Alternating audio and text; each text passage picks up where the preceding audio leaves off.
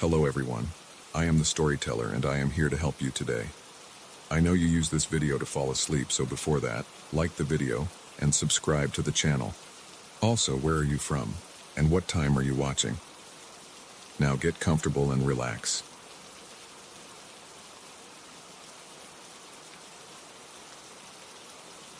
I noticed the first sign of trouble when I moved into this old building 2 months ago. The elevator looked old from the moment I saw it. The metal doors rattled when they closed. The ceiling light flickered. The mirror panels on the walls were dull and scratched, and they had a strange tint. At first I thought they were just dirty, but I realized they were stained with age. They had a dark shine that made me uneasy. Every time I stepped inside late at night, I felt a shift in the air. It wasn't a breeze or a draft. It was like the cabin itself held its breath for a second. I tried to ignore it, but I kept noticing a faint outline next to me in the mirror. It never matched me or my reflection. It stood just a bit off, like a shadow that didn't belong. I couldn't see details, just a shape. Whenever the elevator door opened, it vanished. I told myself it was a trick of the light or my tired eyes. I work late and often arrive home around midnight or later.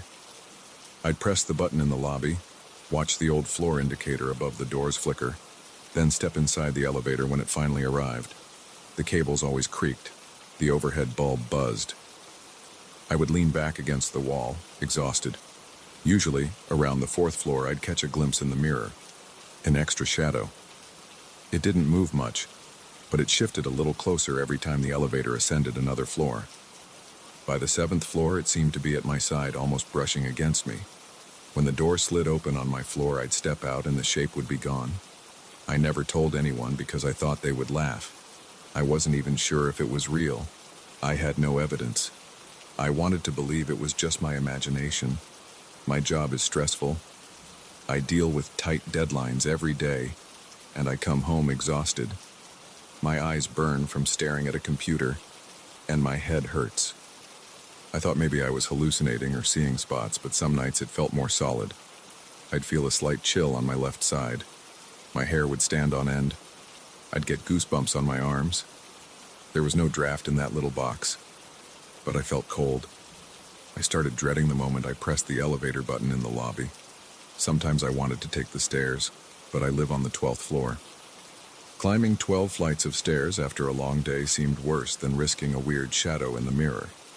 So I kept using the elevator. I tried not to look at the mirrors, but that only made me more nervous. I'd catch a glimpse in my peripheral vision.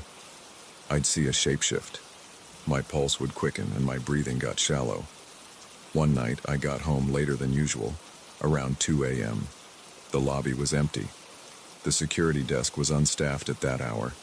I pressed the elevator button. I heard the faint rumble as it came down from an upper floor. When it opened, I stepped inside and felt a chill right away. The air smelled stale, like old metal and damp cloth. I pressed the button for 12. The doors closed and the light flickered twice.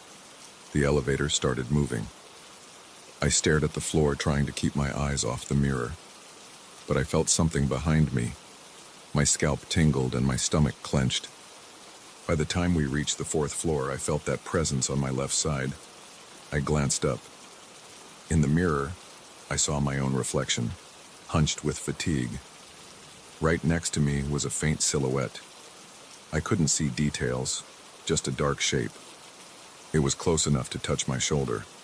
I swallowed hard and tried to stay calm. I told myself it was a trick of the lighting. At the 6th floor, the shadow seemed to slide closer to me. I held my breath. My palms got sweaty, and I tried to focus on the illuminated floor numbers. At the 7th floor, I could almost feel something pressing against my side. My back tensed, and I felt the hair on my neck stand up. The elevator slowed a bit, but no one got on. I exhaled and looked at the door, wishing it would hurry up and reach 12. But the elevator jerked. It stopped on the 8th floor. I stared at the numbers in confusion because I didn't press 8, and nobody else had pressed it. The door didn't open. The overhead light flickered fast. My reflection in the mirror started to waver. My face looked pale. My eyes felt drawn to the other shape in the mirror. It wasn't just a silhouette anymore. It had outlines of shoulders, arms, and a head. My heart pounded in my chest and I felt a jolt of fear shoot down my spine. I tapped the door open button. Nothing happened. I jabbed it again. The doors stayed shut. That's when the lights flickered more aggressively. Each time they turned back on, the reflection changed. I saw a figure that looked like a man in a torn suit. The fabric was ripped at the shoulders. The tie was shredded. His face was pale, with deep shadows around his eyes. His hair was messy. He stared straight at me with a half smile that made my throat tighten. I scrambled for the emergency button. I pressed it, hoping to hear some alarm. The elevator rang a dull bell, but nothing else happened. The cabin felt colder with each passing second. I let out a shaky breath and tried pressing the floor buttons again. Nothing responded. I looked back at the mirror. The figure was still there, now standing in my spot like we had switched places. My reflection was gone. He was there instead, smiling but not blinking. My hands started shaking. I wiped sweat off my forehead. The lights flickered again, and he vanished, replaced by the usual mirror image of me. Then in a quick flash he was back, right behind me. I could see his grin in the mirror, but I felt nothing behind me in the real cabin. I turned around, but there was no one. Yet in the reflection he was inches from my face, looking over my shoulder. I felt a cold sensation on my back, like someone put ice directly on my spine. I wanted to shout, but my voice got stuck. The overhead light buzzed, dimmed, then returned. The figure's eyes were on mine in the mirror. He lifted his hand in the reflection and placed it on my shoulder. I felt a sudden pressure on that exact spot. I jumped to the side, my heart racing. My chest felt tight, and I couldn't get a full breath. I slapped the walls of the elevator, trying to get someone's attention. I banged on the doors. I yelled for help. No response. The building was probably asleep. I wiped my palms on my pants and looked at the floor indicators again. They were dead. The elevator was stuck between the 8th and 9th floors. The overhead light kept blinking. I felt trapped in a box with something that shouldn't exist. I pressed the emergency bell again and again. I tried using the small intercom, but it just crackled. I couldn't understand any words. I only heard faint static and distant pops. I whispered, "Hello? Anyone?" But no one answered. A deep, quiet laughter came from behind me. It sounded muffled, like it was coming through a thick wall, yet it was inside the cabin. My skin prickled. I turned around, but there was no one. In the mirror, though, the man stood there. His face looked closer to mine than before. He wasn't laughing, but I heard laughter again, as if he was mocking me. I noticed his eyes. They were sunken, dark, and lifeless. The corners of his mouth were curled upward, but his expression looked more like a sneer than a smile. I tried to step away, but I hit the back wall. The cabin felt cramped. I stared at the closed elevator doors, wondering if I could pry them open. I tried to wedge my fingers in the narrow gap. I pulled, and my arms shook with effort, but it didn't budge. My lungs felt tight. I told myself to stay calm. I looked back at the mirror. The man's expression changed. His mouth hung open slightly, revealing teeth that looked normal, but his lips were cracked. I felt my legs shaking. I tried hitting the door again, but I only heard hollow sounds from the metal. My thoughts raced. I wanted to get out of there. I wanted fresh air and to see a normal hallway. The lights flickered again, and the figure disappeared. My own reflection came back. I stood there breathing hard. I brushed my hand across my shoulder, expecting to feel something. There was nothing but the dampness of my sweaty shirt. My neck felt stiff. My ears rang. Then I heard that low laughter again, closer this time. The elevator shook like the cables were shifting. I braced myself and almost lost my balance. The reflection changed again. The man was back. He looked at me with a calm expression, as if he was waiting for me to do something. I felt a surge of panic. My mind raced. I tried pressing every button on the panel. The cabin lurched. I heard a mechanical whine. Then, with a jolt, it began moving upward. It moved so slowly that I wondered if it was going to stop again at any second. The overhead light stopped flickering. It stayed on, but it was dimmer than usual. My reflection remained normal for a few seconds. Then, as we passed the 9th floor, the shape reappeared in the mirror. It was faint, but there. The man in the suit had stepped back from me. He was standing against the back wall of the elevator in the reflection. His head was tilted to one side. I tried to ignore him, but I felt chills across my whole body. I stared at the floor indicator, which was lit again. We reached the 10th floor, then the 11th. My heart pounded as we approached the 12th. I prayed the doors would open. At the 12th floor, the cabin halted with a thud. The doors opened. I stumbled out into the hallway. I nearly tripped on the hallway carpet. I turned around to see if the figure was in the elevator. Inside the cabin, the mirror showed only me, except I was no longer inside. There was no one in that reflection. The shape was gone. I stood there, breathing like I had run a marathon. The hallway was empty. The overhead lights were normal. The air felt warmer. I waited a few seconds, expecting the elevator doors to close. They remained open, and the overhead light in the elevator flickered again. I took a step closer, but something in me hesitated. I felt queasy thinking about going back in there. I didn't hear any laughter anymore. Then slowly, the elevator doors slid shut. I heard the lift descend. I stayed in the hallway, trying to calm myself. I walked to my apartment, locked the door, and dropped my bag on the floor. My shirt was soaked with sweat. My hands were shaking so badly that I had trouble putting my key down. I headed to the bathroom and splashed water on my face. My reflection in the bathroom mirror looked exhausted and spooked, but at least I didn't see any dark figures behind me. I took a few deep breaths and tried to steady my pulse. Then I changed into clean clothes and sat on my couch. I stared at the ceiling, listening for any strange noises. Everything was quiet. I thought about calling someone, maybe the building's maintenance number, but it was late, and I doubted anyone would respond. I also thought about calling a friend, but I didn't know what I would say. I saw a strange man in the elevator mirror, and the elevator got stuck. It sounded ridiculous, but I couldn't forget the pressure on my shoulder, or the coldness that lingered in the cabin. I decided I would take the stairs in the morning. I didn't want to go near that elevator again.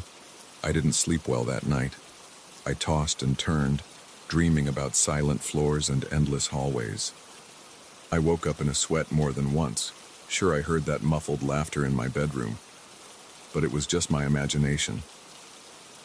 The next day, I left for work by the stairwell.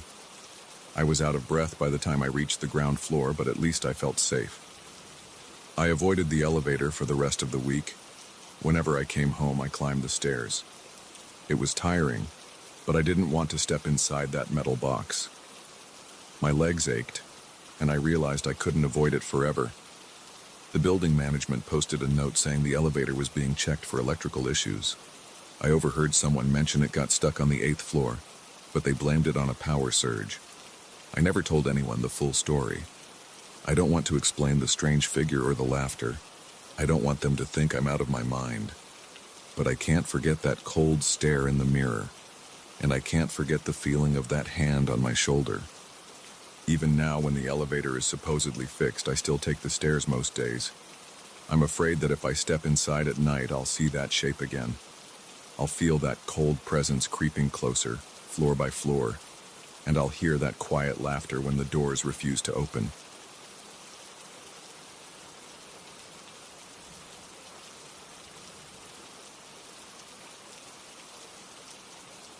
I never expected a simple radio experiment to shake me so badly. I've been running a small makeshift studio at home for a few years, mostly to entertain myself and a handful of friends who tune in. I've had my share of weird static and unexplained beeps late at night, but nothing ever felt personal. Then I heard a voice on a low frequency around 3 in the morning. It said my name. It repeated my old street address. It sounded like it knew me. I didn't recognize the speaker.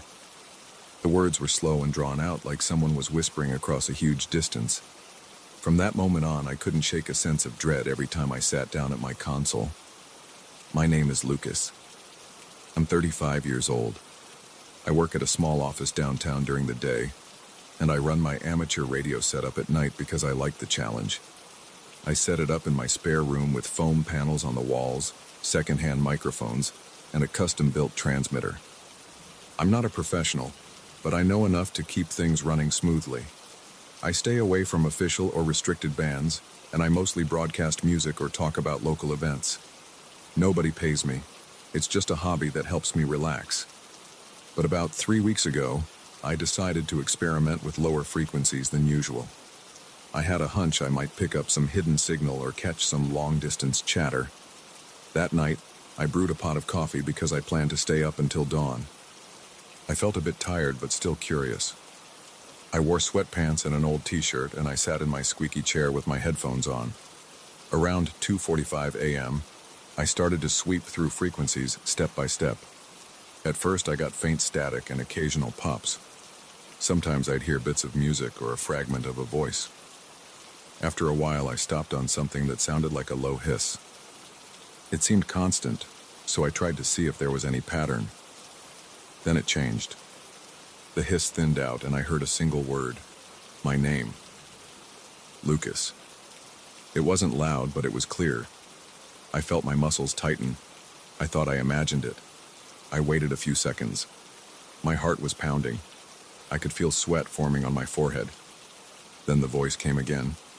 Lucas. I yanked off my headphones and stared at the console. My pulse was thumping in my ears. I put the headphones back on slowly. The voice said my name again. Then it mentioned a detail from my past.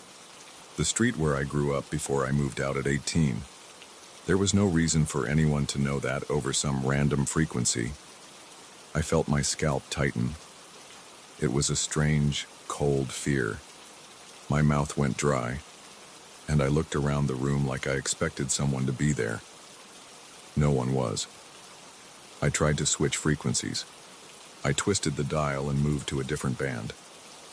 The voice vanished for a moment, replaced by static. I breathed out, trying to calm down. Then, in the middle of the static, the voice returned.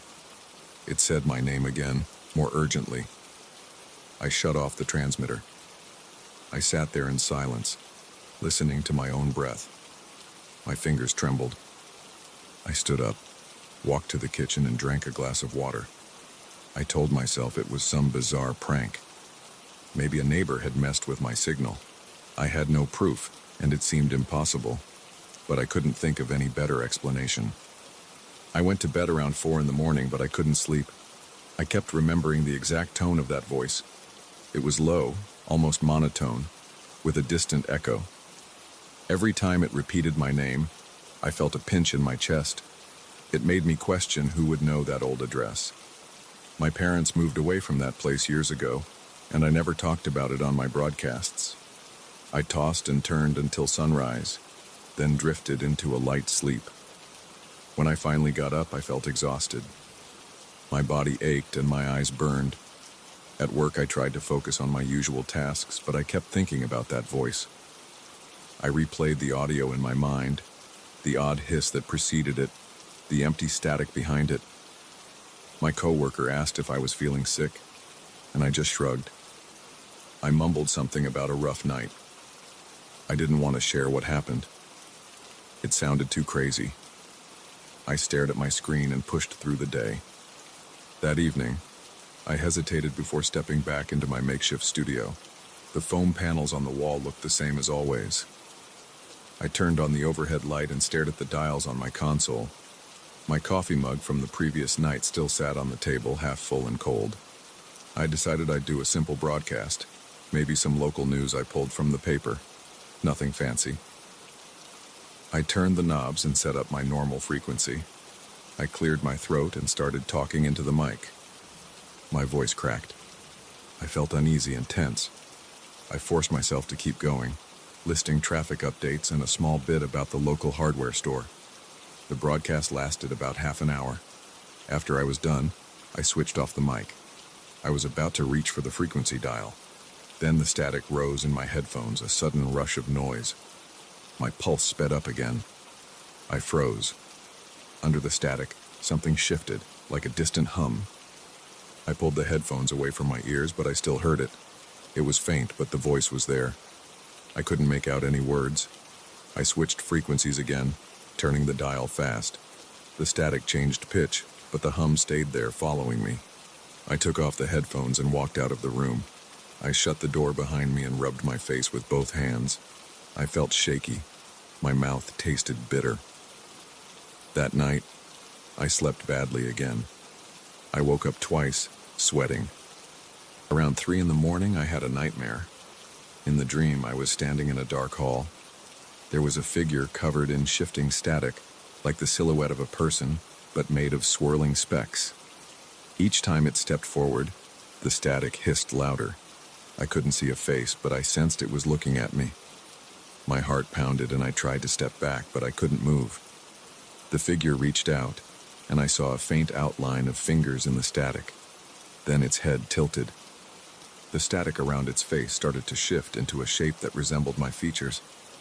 Suddenly it spoke.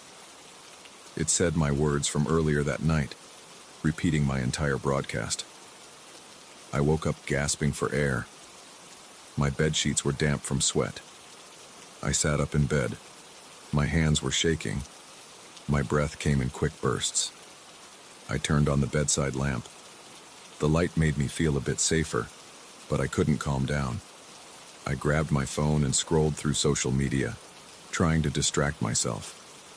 My mouth was dry and my heart kept racing.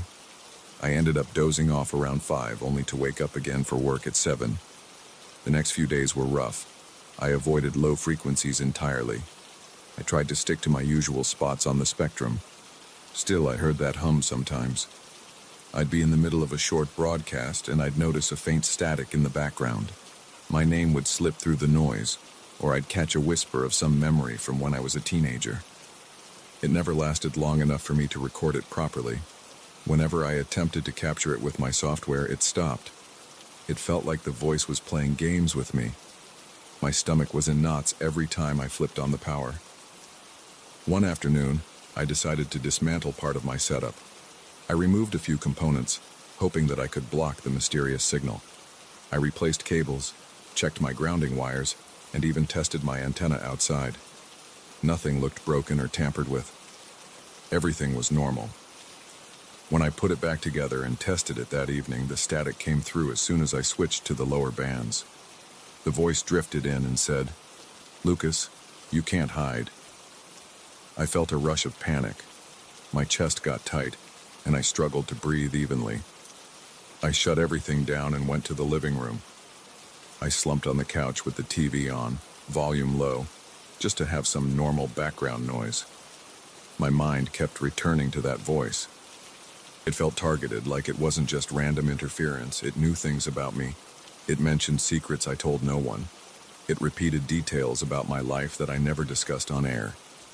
That night, I had another nightmare about the static figure. It was closer this time. My perspective was different. I saw myself sitting at the radio console in my dream, hunched over the microphone. The figure stood behind me, one hand on my shoulder. The static crept around my face, almost blending with my hair. Then I saw the figure's face shift again, forming my own expression. I jolted awake, panting, with my heart pounding like I had run a marathon. I was soaked in sweat, and my skin prickled with goosebumps. I sat on the edge of my bed, rubbing my arms, trying to calm down. I started avoiding my studio. I only went inside during the day when I felt safer. Even then, I kept the lights on. I moved the chair so I could see the door. I looked over my shoulder a lot, checking for any sign of movement. My imagination ran wild. I'd hear a short burst of static from the console, even when it was off. I'd freeze and stare at the equipment, half expecting the voice to call me again. I thought about removing the entire setup from my home, but I felt attached to it. I also worried about what would happen if I tried to run. Would the voice follow me in some other way? 2 weeks into this ordeal, I decided to face it. I planned to do a full night in the studio searching for the source of the voice. I set up a recording device, tested my software, and kept a notepad ready to jot down times and frequencies. I made sure every cable was secure. My plan was to scan through the entire lower band, inch by inch, and record everything. If the voice appeared, I'd capture it. If it revealed more details about my past, I'd have proof. Maybe I could show it to an audio expert or share it online. I sat there from midnight until almost 3 a.m. My eyes got heavy, and my back ached from sitting. The static was constant. Occasionally I heard faint signals, but nothing that sounded like a voice. I started to suspect I might have imagined it all, or maybe the phenomenon had stopped. I was about to give up and go to bed. Then the noise in my headphones shifted. The hum came through again, like a wave rising from deep water. I inhaled sharply. My stomach clenched. I kept the recorder running. The voice said my name again. Lucas. Then it recited a personal secret from my past, something I never admitted to anyone. I felt a jolt in my gut. My throat went dry. The voice was calm, direct. It paused, and I heard static. Then it repeated the secret, word for word. My mind went blank with fear. I stared at the console, but I couldn't move my hands. My whole body tensed. My breath came in shallow gasps. I felt my heart pounding in my chest. Then the voice said, "Why do you hide?" I tried to speak into the microphone, but my words came out ragged. I managed to say, "Who are you?" My voice trembled. There was a short crackle of static, then silence. I waited. My palm was slick with sweat on the console. My knees felt weak. The headphones buzzed with empty noise. The voice didn't answer. I played back the recording. I heard a faint hiss, but the voice was gone. My words were there, shaky, asking who it was. That was it. I slammed my fist on the table. I felt frustrated and angry, but mostly scared. It was like the signal wouldn't let me capture it. I yanked off the headphones and shut everything down. I couldn't stand being in that room another second. My lungs burned because I was breathing too fast. I hurried to my bedroom and locked the door. I leaned against it, heart hammering. I haven't destroyed my equipment, but I've stopped using the lower frequencies. I still hear that faint hum sometimes, especially late at night. I'll be drifting off in bed when I think I hear it through the wall. Sometimes I get so tense my shoulders hurt. I worry that if I turn on those frequencies again, the voice will come back stronger. The nightmares haven't stopped. I still see the static figure in my dreams. Sometimes it's behind me in a mirror, sometimes it's standing in the corner waiting for me to speak. I always wake up drenched in sweat, heart pounding, feeling like I'm still being watched. I don't know if I'm going to keep broadcasting. Part of me wants to walk away from the hobby. Another part of me wants answers. I keep wondering who or what is behind that voice. It knows things about me. It knows how to slip into any frequency I try. It has no concern for privacy. It doesn't care about my comfort or sanity. It follows me whenever it wants. I can't prove it to anyone. I can't escape it by changing channels. That night changed something in me. Even in daylight, I feel unsettled. I check over my shoulder in the office. I jump at small sounds. I'm telling this story because I need to put it into words. If I bottle it up, I'll lose my mind. I heard a voice on the radio that shouldn't exist. It called me by name. It told me secrets only I knew. It found me no matter where I went on the dial. And now it's in my dreams. I can't pretend everything is normal. I feel its presence in the static, watching me, waiting for me to respond. I don't know if I ever will, but I'm certain of one thing. I'll never forget the night I heard my name through that hiss, and I realized that some signals carry more than just sound. They carry something that crawls right into your mind and refuses to leave.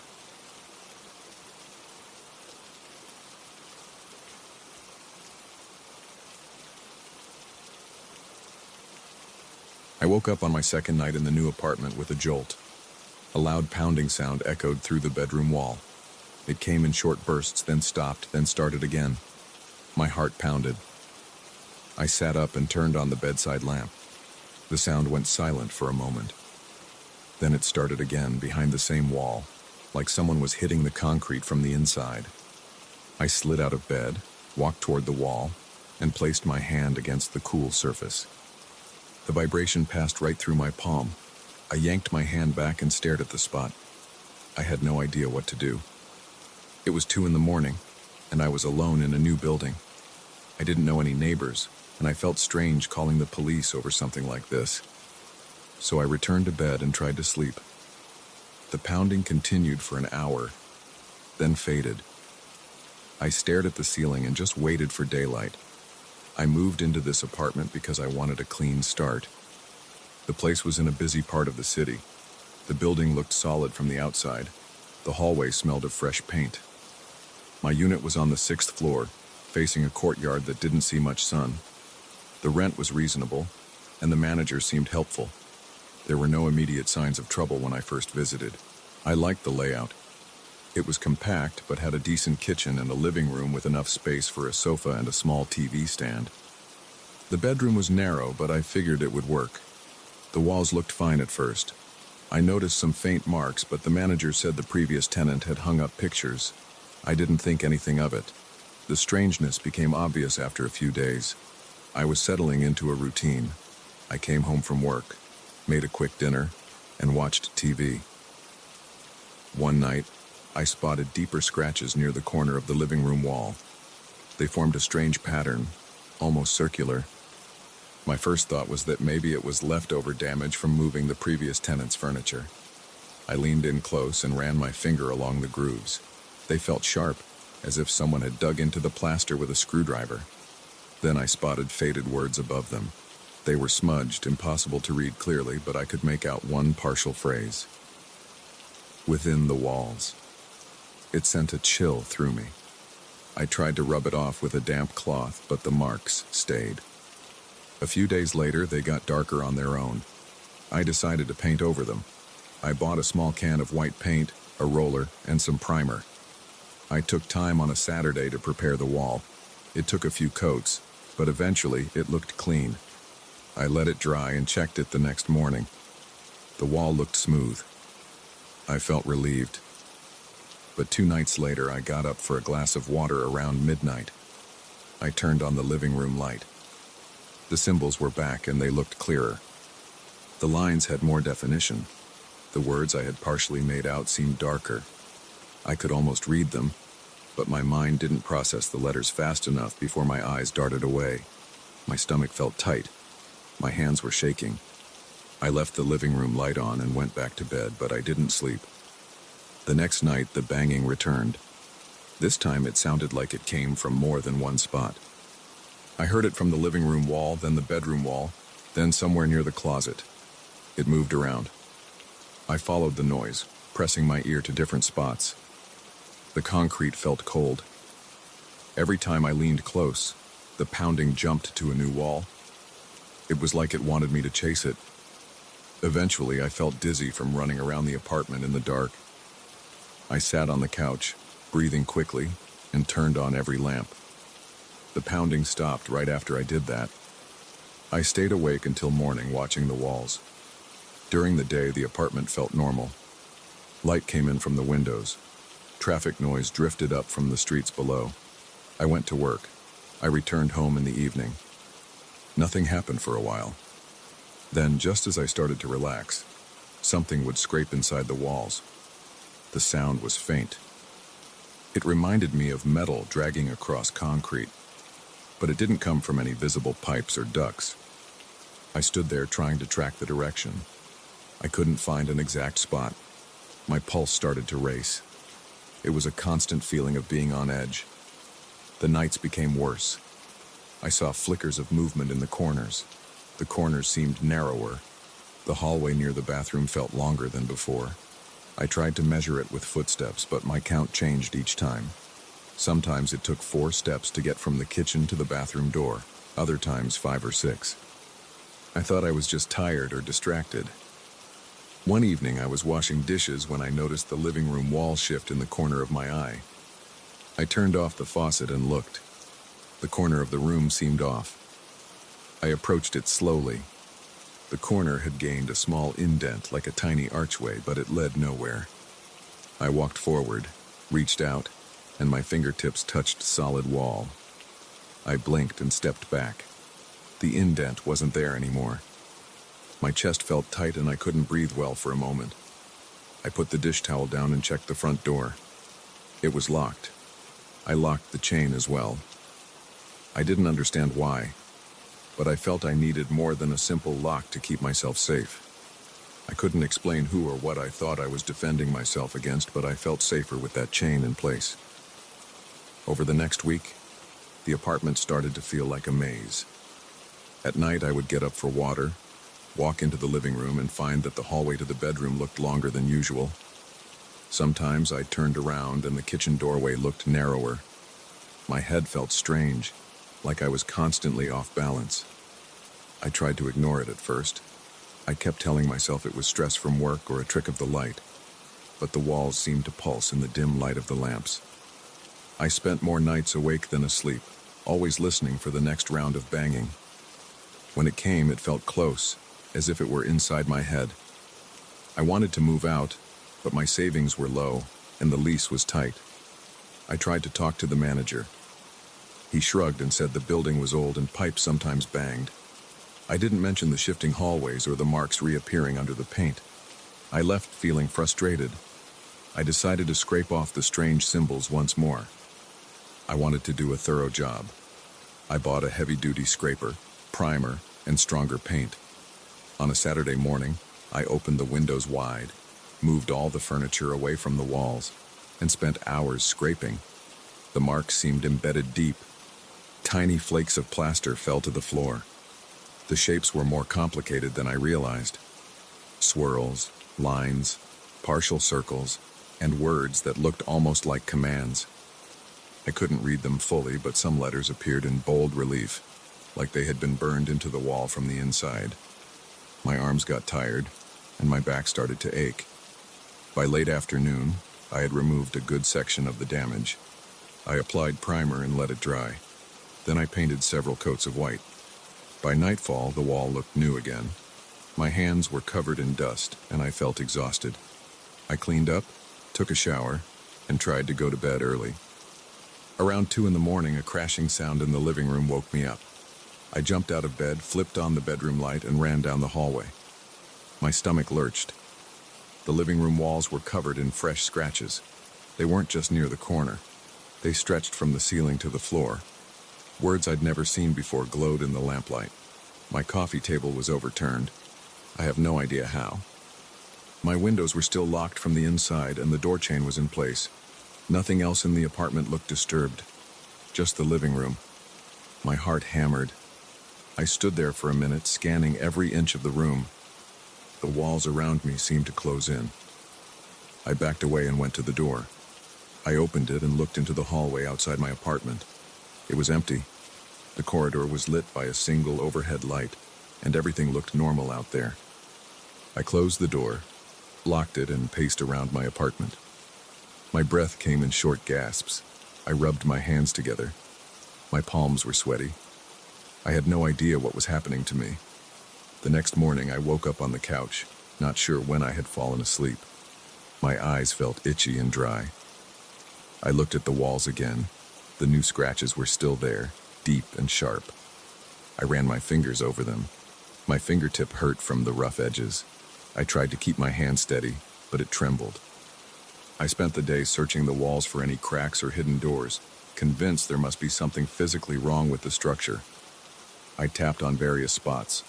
Some areas sounded hollow, like there was empty space behind them. Others felt solid. I tried to find some pattern. Nothing made sense. My mind raced with questions, but I had no good answers. At night, I started seeing corridors that weren't part of my apartment. I would get up to use the bathroom, then turn a corner that led to a stretch of hallway with blank doors on each side. After I took a few steps, the corridor seemed to twist. Then I'd notice my bedroom door was right behind me, even though I hadn't turned around. My muscles felt tense. My scalp tingled as I tried to figure out where I was. I'd take a few more steps, and the corridor would lead me back into the living room. My legs shook. I hated every moment of it. After a while, I just stayed in bed, but then I felt the walls shifting around me, even if I couldn't see it. Sometimes I heard the scraping noise and a faint whisper, but I couldn't make out any distinct words. I focused on my breathing. I reminded myself I was awake and in my apartment. One evening I actually tried to leave in the middle of the night.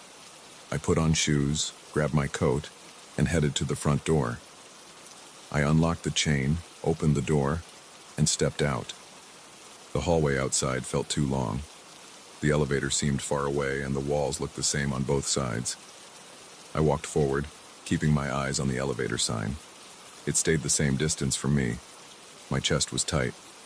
I felt like I couldn't breathe properly. I backed up, turned around, and reached for my apartment door handle. But the door was gone. I froze. I touched the wall where my door should be. It was solid. I had a moment of panic and started knocking on the wall, hoping a neighbor would hear. I heard my own knocking echo, but no one answered. Then the door just appeared again, like it slid back into place. I stumbled inside, slammed it shut, and locked it. I felt my pulse pounding in my temples. I couldn't speak. I just sank to the floor and covered my face with my hands. The next morning, I found the door in its normal place. I carefully opened it, looked into the hallway, and saw everything in its usual position. The elevator was only a few steps away, and the hallway had its regular length. I left for work, feeling a headache in the back of my skull. At work, I tried to focus on tasks, but my mind kept drifting back to the events of the night. I considered calling a friend, but I felt uneasy about explaining the situation. My nights continued in the same pattern. I heard pounding behind the walls, scraping sounds, and faint voices. The walls kept shifting whenever I tried to move around at night. I woke up covered in sweat many times. I noticed the living room walls had even deeper marks. The words were partially visible, though I couldn't read them fully. I started sleeping with the lights on. It only helped a little. The illusion still happened, but I felt better being able to see my surroundings. My eyes ached from the constant brightness, and my body felt weak from lack of restful sleep. One night I got up to grab a glass of water. I saw a narrow passage in place of my living room wall. It was lined with rough concrete, and it led to a small room with no windows. I stepped inside, holding my phone's flashlight. The air felt stale. I heard banging from behind the walls like it was right next to me. I spun around and aimed the light at the corners. I didn't see any figures or creatures. The floor was bare concrete. I touched the walls and they felt damp. My breathing sounded loud in my own ears. Then, in a blink, the passage was gone. I stood in my normal living room, facing the usual wall, with my phone still shining a light on white paint. That was the last time I tried to explore those impossible spaces. Now I just stay in one spot when the pounding begins. I sit on the couch, or I stay in bed, and I try to stay calm. I keep the lights on all night. Sometimes the banging stops early. Sometimes it goes on until dawn. The walls still have marks, and fresh ones appear. I've given up on painting them. The manager won't believe me if I complain again.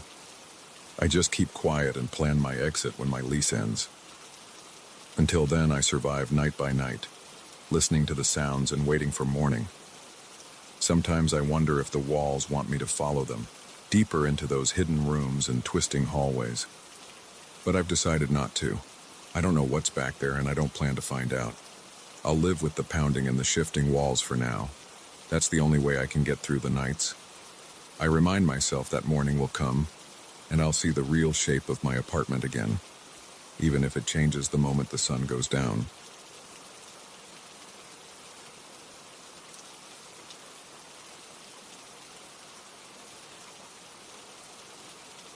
I still remember the moment I first saw that corridor in my dream. My eyes were wide open, but I couldn't see any end to that space. It was just me, a hallway of mirrors on both sides, and a growing sense of something wrong. I felt like I had stepped into a place where I didn't belong and there was no way back. That feeling tightened my chest right away. My heart started pounding so hard I could almost hear it in my ears. Every time I have this dream, the feeling is the same. I've been having this dream for a few weeks. It always starts the same way. I'm standing in the middle of a long corridor. It's lined with these tall, frameless mirrors that stretch from the floor to a ceiling that seems too high for a normal building. The floor is cold against my feet. I look down and I can't see any cracks or seams in the surface. It's smooth like polished stone. I can see my reflection in the floor, but it's not as clear as the reflections in the mirrors. The lighting comes from above, but I can't see any fixtures. It just seems like the place is lit by some dull white glow. It's not bright, but I can see everything well enough. The first thing I do is look at myself. I see my own reflection, but it feels strange. My features are the same, but there's something about my face that doesn't match what I usually see in a normal mirror. Maybe my eyes look darker, or maybe my mouth is set in a flat line that I don't recall. I try to move my arms, and the reflection moves at the same time. For a second, I think it's all normal. Then I notice that my reflection's blink is off by a fraction of a second. I blink, and the reflection blinks just after me. That throws me off balance. My stomach tenses and my breathing quickens. It's not the way a mirror image is supposed to behave. I take a few steps forward. Each step echoes in the hallway. There's a faint clack as my shoes make contact with the ground. With every step, I expect to reach a new section or a turn, but the corridor just keeps going. More mirrors, more reflections. Each mirror shows me from a slightly different angle. At first, I see only one reflection in each mirror, but then I notice something different in one of them. At the edge of my vision, I spot a second reflection. That second reflection is me, but it's standing at a different angle than my actual body. I stop and turn around. There's nothing behind me except an endless line of mirrors and the same cold floor. When I look back at that particular mirror, it's just me in the center again. I feel my pulse skip. My breath gets shallow. I try to calm myself by rubbing my hands together. I decide to keep moving. I place one foot in front of the other, slowly. I don't hear anything except my own steps and my breathing. My throat feels dry, and there's a tightness at the base of my neck. The mirrors go on forever. Each mirror stands about half a foot from the next one, with barely any space in between. I see infinite copies of myself in the reflection, stretching into the distance.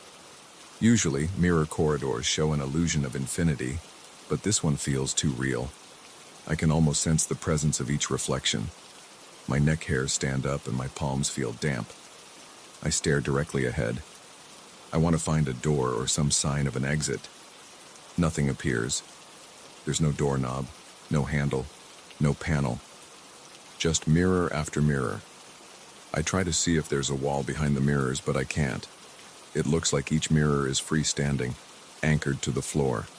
I run my fingers lightly across one of them, and the surface is smooth and cold. It's so clear that I feel like I might be able to push through it. I test that idea and press against it. It doesn't budge. It's solid, but I get a weird chill in my fingertips. Suddenly, in one mirror, my reflection lifts its left arm while I keep my arms at my sides. I freeze. My heart thumps so hard in my chest that it actually hurts. The reflection holds its arm up, palm facing me, as though signaling me to stop. I stare at it and I can't move for a second. My mouth goes dry. The reflection's eyes are locked on mine. Then I hear a soft, scraping sound. I realize it's coming from the mirror itself, like fingernails against glass. The reflection is pressing its fingernails against the surface. I watch tiny lines form on the other side, almost like scratches. I step back, but the reflection doesn't lower its arm. It keeps staring right at me. I feel sweat trickle down the side of my face. My breathing gets heavier. I glance to my right, hoping the reflection there is normal, but it isn't. The reflection on that side is grinning, and I'm not. My own face is set in a grim expression, lips tight, brows furrowed. Meanwhile, that reflection shows a crooked smile, revealing a little bit of teeth. Its hands are pressed to the glass, and it's shifting its weight like it wants to break out. My mind races with questions. I don't understand how my reflections are doing things I'm not doing. My skin feels cold, and there's a tingling in my fingers. I'm tempted to run. I take a few steps back, trying to keep my eyes on the reflections. My footsteps echo even louder now, and it feels like the corridor is somehow smaller. I turn around to see if there's any path behind me, but it looks the same. More mirrors, more reflections. Some of them are normal, mirroring my every move. Others are not. One tilts its head too far as if examining me. Another has its eyes locked on me with an expression like it's sizing me up. My chest feels tight, and I can't catch a full breath. I think about yelling or calling for help, but I don't see any point. There's no sign of anyone else, no sign of a way out. I swallow hard and my throat clicks. I can taste bitterness in the back of my mouth. I keep walking forward. Every step feels heavier than the last, like my legs are moving through mud. My mind is screaming at me to find a way out. I watch the mirrors as I pass. Many show me standing still, arms at my sides, face drawn in tension. Others do something else entirely. Some wave at me, some knock on the glass. I hear dull thumps as if they're trying to break through. That makes me move faster. I start jogging. My feet slap the floor, and the echo bounces around the corridor. My breath comes in gasps. My arms swing at my sides, sweat gathering under my shirt. After a while, I notice something ahead. It looks like a corner or a small turn. Relief swells in my chest. I push myself to run faster. As I get closer, I see it's just another section of hallway that juts to the left. When I turn the corner, I see more of the same. Mirrors on both sides, infinite reflections, no exit. I feel a jolt of panic in my gut. My jaw tightens, and I clench my fists. The air in here smells like cold metal.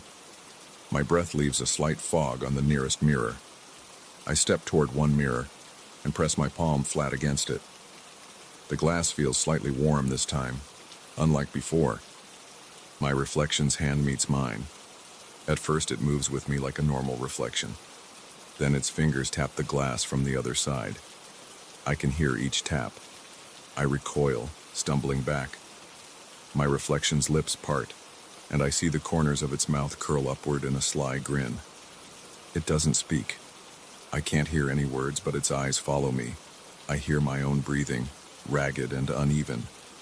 I want to run again, but I'm exhausted from the constant tension. My thighs burn and my back feels tight. I keep my distance from the mirrors. I walk forward slowly, using the center of the corridor. I look straight ahead, trying to ignore the flickers of motion I catch in my peripheral vision. The reflections are all doing something different. I see them raising arms, turning heads, or pressing their faces close to the glass. I hear more scraping. My ears ring with the noise. The corridor feels cramped. I feel trapped. My fingers are numb, and my mind is stuck on the possibility that these reflections might break free. At some point, I see the reflection directly in front of me place its forehead against the mirror. Its eyes are rolled back, and it's breathing heavily, fogging up the glass from the other side. That stops me in my tracks. My heart slams against my ribs. I can't believe what I'm seeing. It's so close that I can see small details. Its skin is a bit paler than mine. Its eyes are bloodshot. I'm shaking now. My arms feel weak. I back away, and the reflection in the mirror to my left reaches out and touches the glass, as if beckoning me. I spin around. I want an escape. I see nothing but more mirrors and twisting corridors. I start to run again, ignoring the ache in my muscles. I sprint for what feels like a long time, passing mirror after mirror. The scraping sounds follow me. I catch glimpses of reflections with wild eyes or clenched teeth. My breath comes in gasps and the sweat rolls down my forehead. I want to scream, but my throat tightens. I hold back any noise, worried it might make things worse. The corridor keeps extending. It doesn't matter how far I run. There's always more. The reflections become more aggressive. Some pound on the glass. Some press their faces so hard that I see their skin flatten. I worry the glass might crack. I feel my stomach churn. My head is light. I'm sure I'm dreaming at this point, but it doesn't change how real it all feels. My heart hurts from the frantic beating. My temples throb. The air feels stuffy, and I can't get enough oxygen. I wipe my face with my sleeve. but my sleeve is damp with sweat. My legs are heavy, but I can't stop. I keep moving because I'm terrified they'll break out. After more running, I slow down again. I don't have the energy to keep sprinting. I double over, resting my hands on my knees, trying to catch my breath. My lungs burn. My shirt sticks to my skin. The corridor is silent for a moment, except for my panting. I look up at the mirror in front of me. The reflection is normal at first glance, matching my hunched posture and sweat-soaked shirt. Then it smirks. My reflection stands up straight, even though I'm still leaning forward. It's mocking me. My chest tightens. I clench my teeth. I reach out and smack the mirror with my palm, but it stays solid. The reflection just watches me. It shakes its head like it's disappointed. I feel a jolt of anger rise up. I slam the mirror again, but nothing happens except for a dull thud. My frustration boils. I shout at it, "Stop it!" My voice echoes, but there's no response. The reflection just keeps staring. Then I notice some of the other mirrors around me. The reflections in them are still, as if waiting. My voice fades and silence fills the corridor. It's like they're all listening. My heart races again. I don't know what they're waiting for. I take one step back. My reflection in the center mirror steps forward, but I'm not moving forward. My mind spins. I breathe fast. I feel a cold sweat break out across my forehead. The reflection presses its hand on the glass from the inside. I watch its fingers curl, almost like it's gripping the inside surface. The glass flexes outward in a slight bulge. I stumble backward, shaking my head.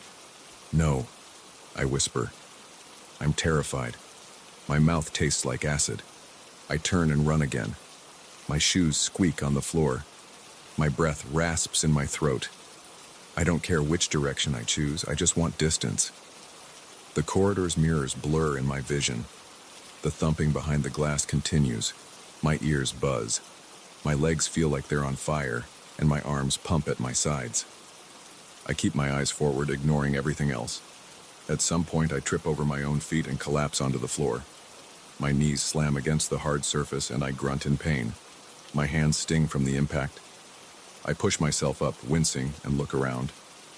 The corridor is spinning in my view. My stomach does a flip, and I nearly retch. I fight the urge to vomit and press on, stumbling forward. Suddenly, the corridor goes dark. The lights flicker overhead. It's just for a second, but my heart seizes in my chest. I hate the darkness. When it brightens again, I notice the reflections are closer to the glass. Their eyes are bigger, more focused. I can hear them breathing. It's shallow and uneven. I feel my mind slip into panic. I close my eyes for a split second, trying to shut out the sight. When I open them, the corridor is still the same, but now I sense movement behind the mirrors. I want to wake up. I know it's a dream, but it feels too real. My muscles ache and my teeth chatter. I tell myself to calm down. I slap my own face, hoping it will jar me awake. Nothing happens. I keep slapping until my cheek stings. I look into the nearest mirror. My reflection does it too, but just a second too late. My vision blurs with tears, and I wipe them away, frustrated and afraid. Then I hear a loud crack. I freeze. The noise resonates through the corridor. I look around, searching for the source. One of the mirrors in front of me has a hairline fracture. It's thin, but it runs right down the center. My reflection on that mirror is smiling. A second crack appears, branching off from the first one. My pulse pounds. I feel a wave of nausea. I don't want to see what happens next, so I turn and run. That's when I feel everything shift. The corridor seems to tilt. My head spins. My eyes flutter, and I jolt awake in bed. I sit up, gasping for air. My sheets are damp with sweat. My heart is racing and my arms are shaking. I look around my bedroom. It's quiet. The moonlight comes through the window and I can hear a car outside. I try to catch my breath. My temples throb. I wipe the sweat off my face with the back of my hand. My chest feels tight, and I'm so relieved to be awake. Then I glance at the mirror in my room. It's an ordinary full-length mirror, leaning against the wall. I notice right away that my reflection doesn't look right. The angles are slightly off. My shoulders look broader, and my head tilts in a strange way. I stand up and walk closer, my legs still shaking from the dream. I raise my arm. My reflection does the same, but the motion doesn't line up perfectly. It's delayed by a fraction of a second. My stomach twists in a knot. There's a slight warp in the glass, like it's bending at the edges. I reach out and press my hand against the mirror. It's solid and cool to the touch like a normal mirror. But I can't shake the thought of those reflections in the dream. I feel a tingling in my fingers. My breathing is shallow, and my heart won't slow down. I take a step back, trying to steady myself. My legs feel weak. I stare at the distorted reflection, and it almost seems like it's staring back at me with its own awareness. I don't know what to do about it. Part of me wants to ignore it, cover it up, or just move the mirror out of the room. But another part of me can't look away. I keep thinking of those other versions of me, pressing on the glass in that endless corridor. I'm not sure if they've found a way to follow me into my waking life. My entire body tingles with dread. I lick my lips and taste salt from my sweat. Right now, I'm just standing here, staring at my own reflection, wondering if it's going to move on its own. I can't see anything unusual in the mirror's background.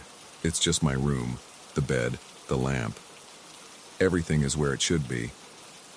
But my reflection's posture is a little strange, like the shoulders are shifted or the spine is curved in a way I don't recognize. I feel my heartbeat in my throat. I want to look away, but I can't.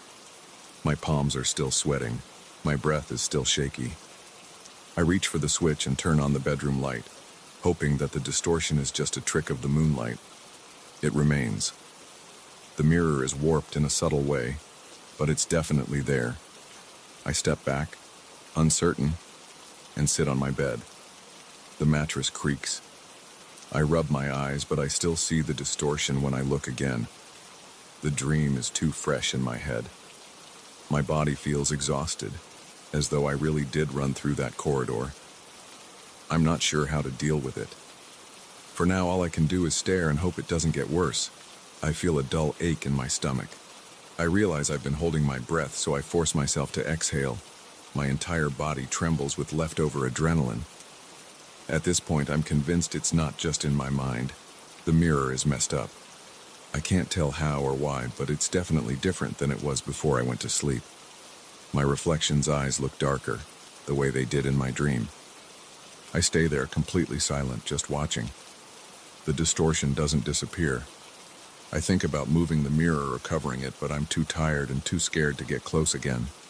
So I just sit, waiting for my heart to settle, wondering if I'll see it blink when I'm not blinking. Now, every time I glance at the mirror, I feel the same sense of dread I felt in that corridor. It's like the dream never really ended. I don't know how to make it stop. I'm sweating again and my breathing is shallow. My mouth feels dry and my heart is still pumping too fast. I keep listening for any signs of movement. I keep looking for any shift in the reflection.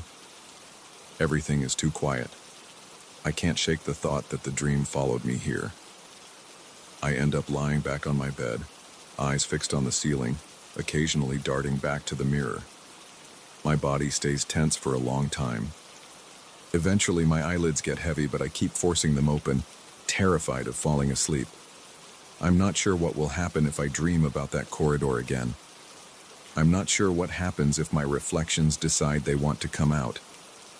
So I stay awake, staring at that slightly distorted image in the mirror, with a sick feeling in my stomach and a cold sweat on my skin, trying not to drift off. That's where I am now, caught between the dream world and reality, not knowing which side of the glass is really home.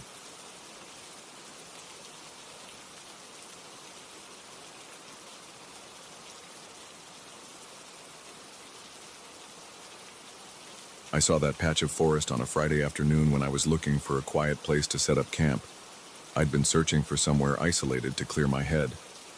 I remember stopping at the edge of a thick line of trees, feeling a strong urge to see what was inside. The branches looked twisted and packed so close together that I couldn't see more than a few feet in. I stepped forward because I wanted solitude, and that place felt untouched. far from any trail or road. I parked my truck on a small gravel shoulder by the main road, pulled my backpack out and walked toward the tree line. The soil was soft under my boots. Each step sank into layers of dead leaves, old needles, and damp ground. I heard rustling in the canopy above, like branches sliding against each other. At first I thought it was just wind, but there wasn't any breeze. The air felt stale and heavy. I paused for a moment, looking around for animals. I didn't see any squirrels or birds. Usually in a forest you'll hear birdsong or some other sign of wildlife. There was nothing but that slow scraping sound in the canopy. I pushed through some low-hanging branches and found a rough path. It wasn't marked, but it was clear that something or someone had walked this route before. Broken twigs and disturbed leaves led me deeper. I moved slowly, making sure I didn't lose the direction I came from. I tied a bright bandana to a low branch near the entrance as a marker, so I could find my way back out. After about 15 minutes of walking, I noticed the sunlight was fading, even though it was still early afternoon. The canopy overhead was so dense that only thin beams of light made it through. The air felt cooler with each step and my skin prickled. My eyes kept adjusting to the dimness. At times I thought I saw movement out of the corner of my eye, like shapes shifting near the trees. I told myself it was just the branches, but I still felt uneasy. I kept going because the ground seemed a little flatter in the distance, and I wanted a good spot to pitch my tent. I finally reached a small clearing, just big enough for a single-person tent. It was surrounded by tall, thick trees that shot straight up, their bark covered in dark moss. The clearing had short, patchy grass. I decided that was where I'd stay. There was no sign of fire pits or trash, so it seemed nobody had camped there in a while. I took off my pack and set it down. My shirt was damp with sweat, and I realized how humid it was inside that forest. The place felt sealed off from the outside world. I took a moment to catch my breath. My pulse was strong in my ears, and a tingling sensation ran through my arms. I tried to shake it off and got to work. I spread out my ground sheet, set up my small tent, and started gathering a few rocks to form a basic ring for a campfire. I was used to making a fire for warmth and light, but something about the darkness around me made me question whether a fire would help or just cast strange shadows. While I was setting the rocks in place, I heard a soft whisper. It sounded like a voice.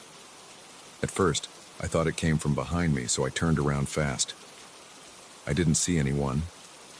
The whisper came again, this time from the left. I couldn't make out words, but it sounded like a language I'd never heard. It had this odd rhythmic tone that made my scalp tighten. I glanced at the trees, but nothing moved. I stood still, listening, trying to figure out if maybe the wind was carrying someone's voice from far away. But the sound felt closer, like it was right among the trunks, gliding between them. I walked around the edge of the clearing, peering into the undergrowth. I half expected to see a hiker or someone messing with me, but there was no one. The whisper stopped. The forest was silent. I stood there with my breath stuck in my throat, waiting for another sound. My heart was thumping, but after a few seconds, everything stayed quiet.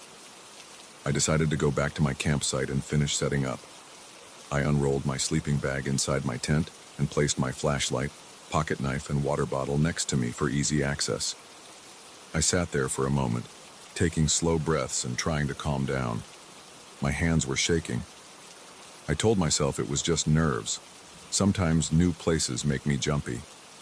After about 10 minutes, I stepped back outside. The light was still dim, but I could tell evening was coming. I wanted to collect some firewood before it got too dark, so I headed toward a fallen log I'd passed earlier. As I walked, I felt the hairs on the back of my neck stand up. I paused and turned around. I thought I saw a figure slip behind a tree. It looked vaguely human, but it moved too smoothly. I called out, "Hello?" No response. I approached the spot where I'd seen it. The tree trunk was thick, and there was a patch of tall ferns behind it. I pushed the ferns aside. No one was there. The ground was damp and covered in twigs, but I saw no footprints or disturbed leaves. I stood there, shifting my weight from one foot to the other, feeling a surge of adrenaline. My throat felt tight and my breathing quickened. I grabbed a few branches from the fallen log, broke them into manageable pieces, and hurried back to camp. I kept looking over my shoulder. I felt watched, and every step back to my tent felt too long. Once there, I started building a small fire. The spark from my lighter took on the first try, and soon I had a weak flame. I added more twigs until the fire grew. The light flickered on the surrounding trees, making them look taller. Their shadows stretched across the ground, bending and swaying. I remember feeling a knot in my stomach as I watched those shadows. It was like they were moving on their own, independent of the fire's flicker. By the time the sun went down completely, the place was dark. My fire gave off a faint circle of light, and beyond that circle, everything looked black. I heard rustling in the leaves again, but it came from multiple directions. Sometimes it sounded close, sometimes far. My breath was shallow. My hands trembled. I felt sweat trickling down the sides of my face, even though the temperature had dropped. I kept my flashlight pointed at the tree line, trying to catch movement. Around 8 or 9 at night, though I can't be certain of the time, I heard the whispers again. This time they were clearer, like several voices speaking at once. They spoke in that same unfamiliar language. The words or sounds had a harsh edge, but they also felt like they were forming a chant. My entire body felt tense. My mouth went dry. I tried to speak, but my voice came out in a low croak. I managed a weak, "Who's out there?" The whispers paused, but no one answered. A few minutes later, I noticed a shape beyond the light of my fire. It looked like a person with elongated limbs, but I couldn't see the face. It stood there for a couple of seconds, then vanished behind a cluster of trees. I shot to my feet and gripped my flashlight and knife. My mind raced. I wondered if it was some hermit or someone living in the woods. Part of me wanted to call out again, but I was too scared. I decided to stay by the fire for a while longer. I kept adding wood to keep it alive, hoping the light would discourage whoever or whatever was out there. My heart pounded so hard that my chest felt tight. My stomach churned and I could taste acid in the back of my throat. My mind was stuck on that figure. It moved without sound, and I couldn't shake the feeling that it was watching me. At some point I heard a low moan echo through the trees. It sounded like the wind, but it had a human quality to it. It rose and fell, then faded. My brain went into overdrive. I imagined all sorts of reasons why someone would wander this deep into the woods at night. But that didn't calm me. My muscles twitched with every noise. My back and shoulders ached from staying so tense. I grabbed my flashlight and decided to do a quick perimeter check. I walked a few steps from the fire, shining the beam around. The undergrowth looked still, but the light revealed worn patches in the ground as if something had been moving through there repeatedly. I saw bent ferns and snapped branches. I moved the flashlight a bit further and caught a glimpse of what looked like footprints. They weren't large, but they were shaped differently from a normal foot, almost narrow with a long stride. My heart hammered as I realized these prints led off into the deeper section of the forest. I returned to my campfire and stood there staring at the darkness.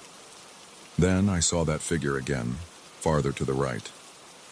It stepped out from behind a thick trunk and raised an arm, like it was beckoning me to follow.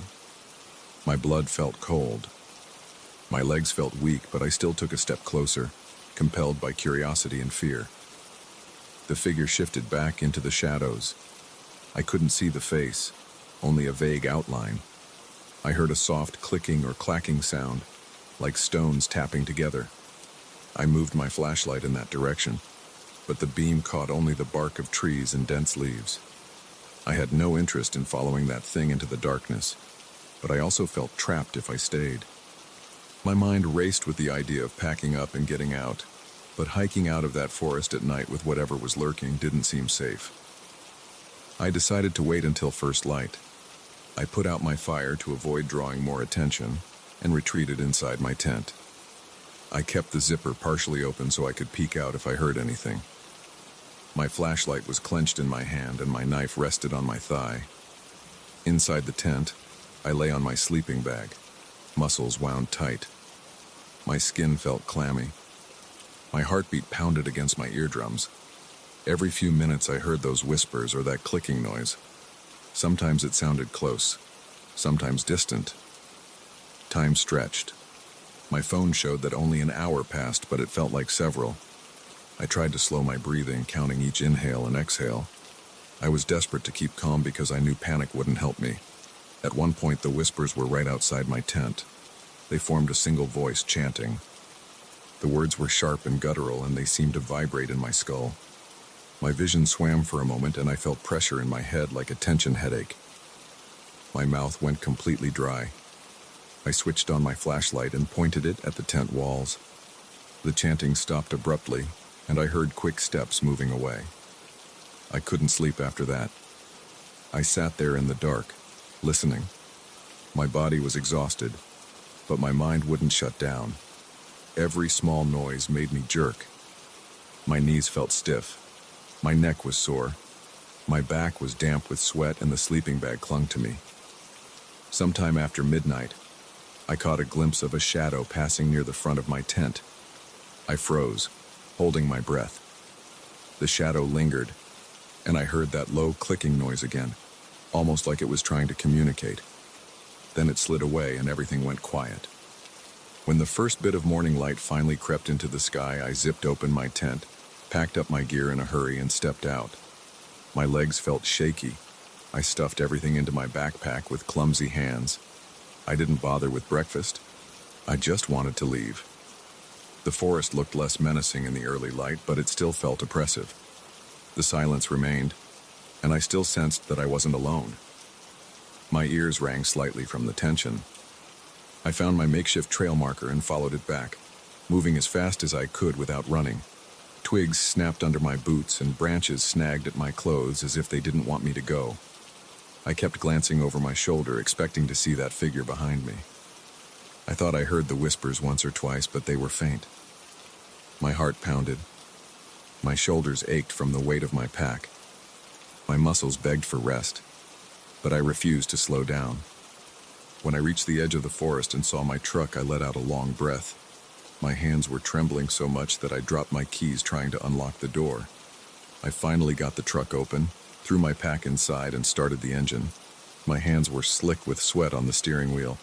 As I drove off, I looked in the rearview mirror. The forest entrance seemed dark, like it was swallowing the morning light. I felt a surge of relief as the distance grew between me and those trees. I didn't hear the whispers after that, but I kept replaying the sounds in my head on the drive home. I felt lightheaded and stayed hyper-aware of every passing shape on the highway. I knew I had experienced something I couldn't explain. The memory of that chanting and those silhouettes stuck with me. I haven't gone back to that forest since, and I don't think I ever will. I still like to camp, but now I choose well-known areas where other people go. I want to feel the presence of familiar voices and campfires instead of that silent, dense growth and the strange murmurs that haunt my thoughts when I'm alone.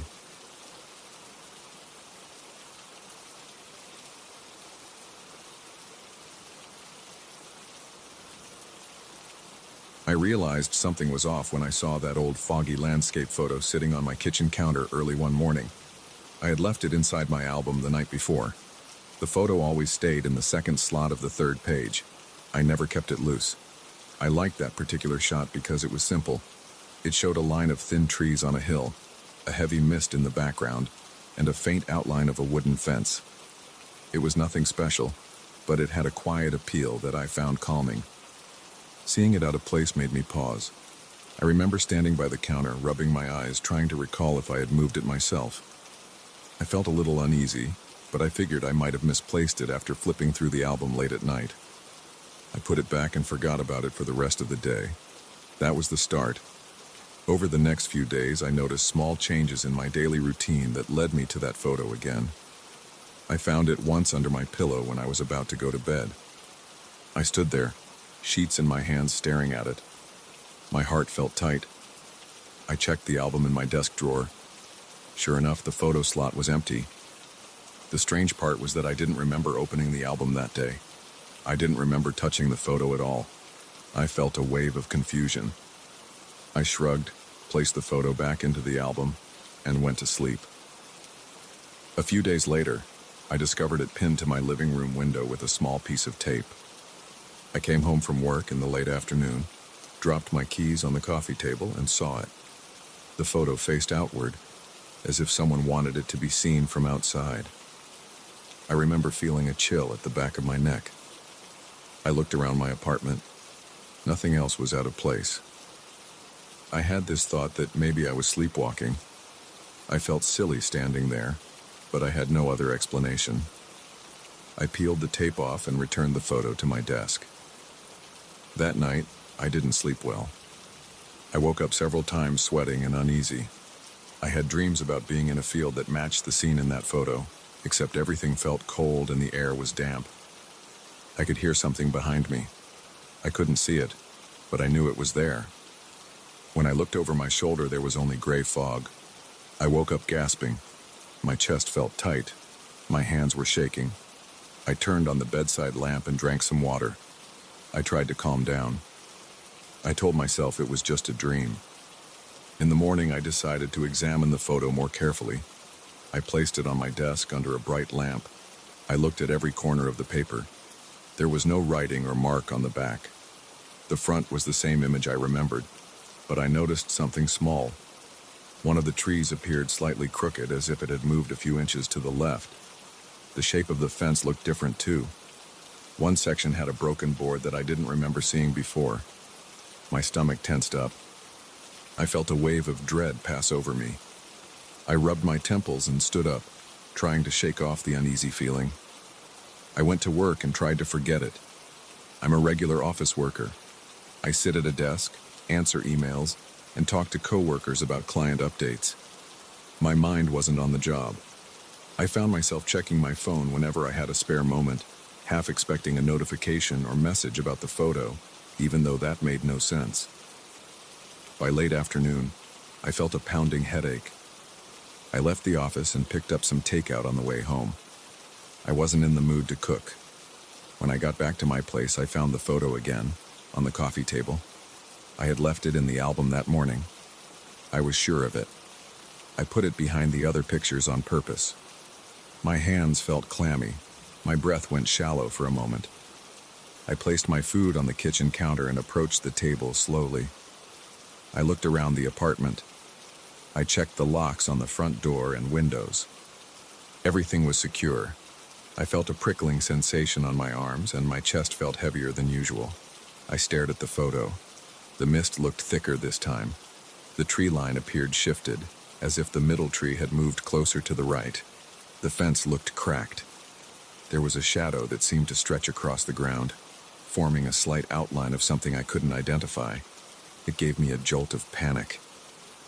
I turned the photo face down on the table. I left it there and went to eat my dinner, though I wasn't hungry anymore. That night I tried to watch TV to clear my head, but I couldn't focus.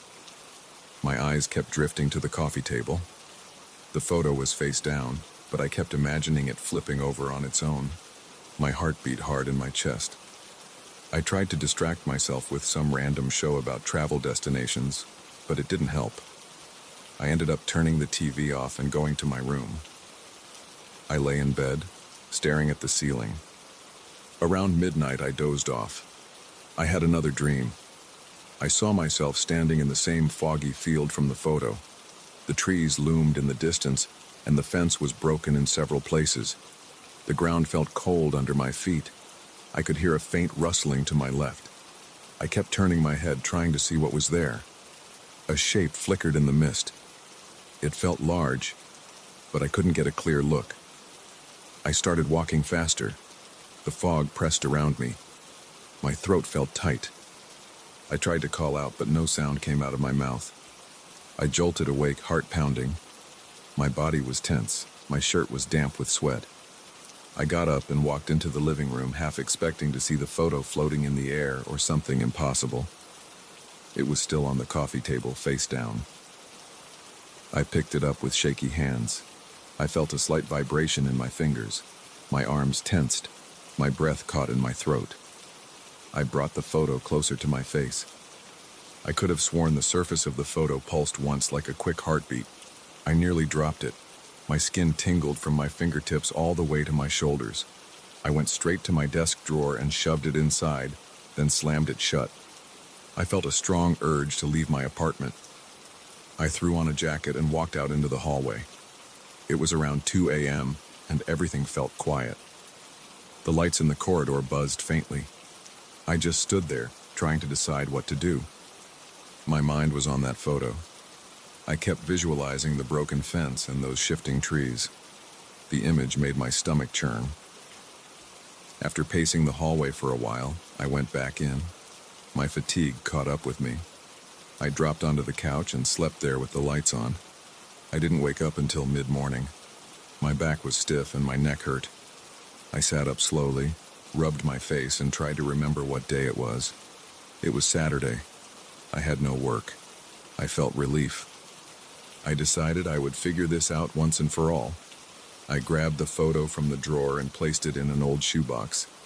Then I sealed the shoebox with tape. My hands felt shaky. I stuffed it into a closet in the spare room. I made sure to shove it behind some blankets and old magazines. My plan was simple: keep it locked away. I didn't want to destroy it outright. I wasn't sure why. I guess I was just worried about making things worse. I tried to push that thought out of my mind. I shut the closet door and went about my day. For a few hours, nothing happened. I did laundry, made a basic breakfast, and tried to watch a movie. My nerves started to settle. I thought maybe it was over.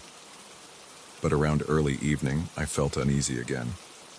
My arms had goosebumps and my forehead felt clammy. I checked the spare room. The closet door was still closed. I opened it. The shoebox was in the same place, but the tape on the lid was loose. I felt a pulse in my temples. I pulled the box out, opened it, and saw the photo was gone. I dropped the box and stepped back, my heart thumping. My legs felt weak. I backed out of the room, looking around for any sign of it. I checked the hallway. I checked my bedroom. I checked the bathroom. I even looked under the bed in case it somehow slipped out. It was nowhere. My thoughts were racing. I sat on the couch, breathing hard. I stared at the wall, unsure of what to do next. My phone was nearby, but I didn't know who to call or what to say. After a few minutes, I stood up to get a glass of water. My throat was dry. When I entered the kitchen, I saw it again.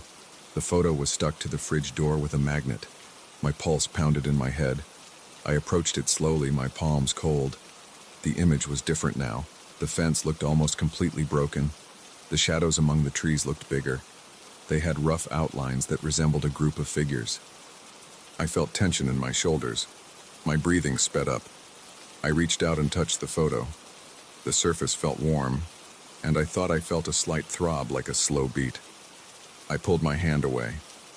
A moment later, the warmth vanished. It went back to normal temperature. I took the photo and stuffed it into my jacket pocket.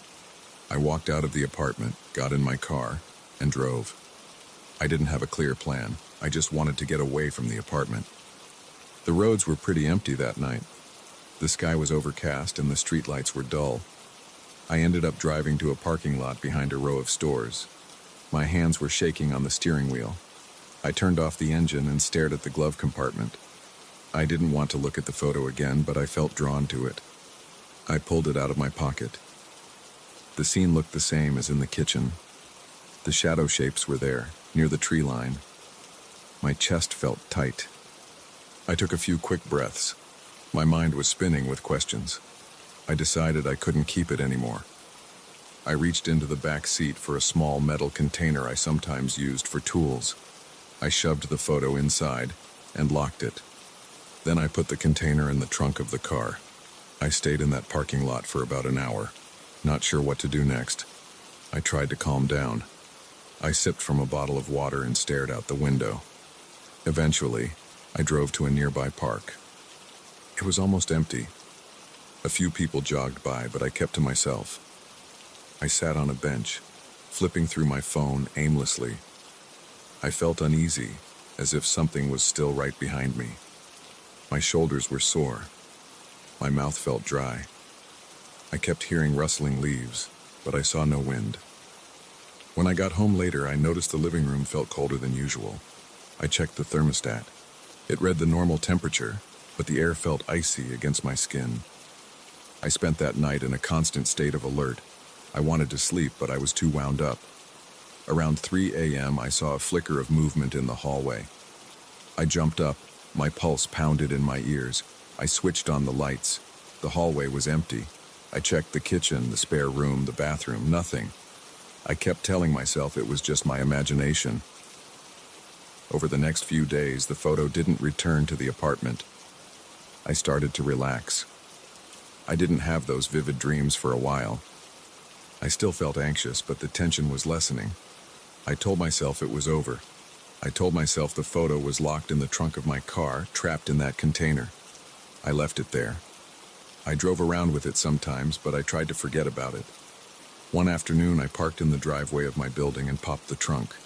I planned to check on the container. My heart rate sped up as I lifted the trunk lid. The container was there. I opened it carefully. The photo was gone. I felt a jolt like a punch to the gut. I slammed the trunk shut and backed away from the car, looking around the street. Nobody was nearby. My legs shook as I walked toward my apartment. I fumbled with the keys at the door, heart racing, breath uneven. I opened the door and stepped inside. It felt silent and empty. I switched on the lights. I noticed the album on my desk was slightly open. I approached it. My feet felt like they were dragging. I flipped the album pages. The spot where that foggy landscape photo belonged was filled again. The photo was back in its place. The broken fence looked even more damaged, and the shadows by the trees were so thick that I couldn't separate them from one another. They seemed like a crowd. My entire body tensed. I pressed my hand against my forehead.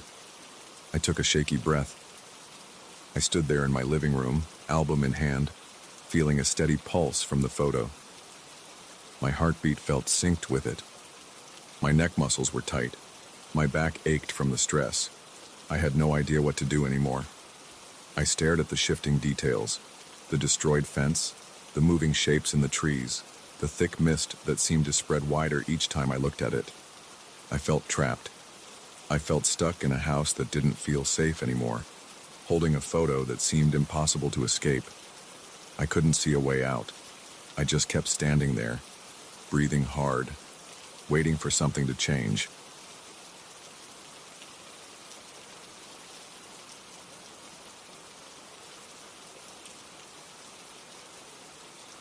I still remember the moment I stepped inside that abandoned railroad tunnel with my camera in hand and my flashlight flickering. I wasn't expecting anything beyond some eerie silence and old rusted structures. That thought vanished the instant I heard that other breathing echoing in the dark. I found the tunnel through a local historical website. It mentioned how trains used to pass there decades ago, but the line got shut down. Some people talked about it in online forums, saying there were interesting arches and supports left behind. I wanted pictures of those structures for a side project I was working on. I went alone because my friends all had other plans that weekend. I packed a small backpack with water, an extra flashlight, and my camera gear. I reached the site around sunset. The entrance looked bigger than I expected. The tracks were gone, leaving only a rocky, uneven floor that sloped downward. The concrete around the edges was chipped. Thick weeds and small bushes grew at the tunnel mouth. When I aimed my flashlight inside, I saw only darkness. The beam revealed old graffiti on the walls and dripping water from overhead cracks. I heard a few drips echoing against the concrete. I stepped inside, taking slow, careful steps. The air felt colder than outside. I began walking deeper, shining my flashlight on the walls. I noticed several old markings, probably old tags from vandals. The deeper I went, the less graffiti I saw. The smell inside was musty, like damp rock and mold. My footsteps sounded loud in that tight space. My own breathing felt loud too, but it was controlled. I took some test shots with my camera, but the flash felt too bright in that darkness. So I adjusted the settings and tried a longer exposure with a tripod. The tunnel floor was uneven, so I had to prop the tripod legs carefully.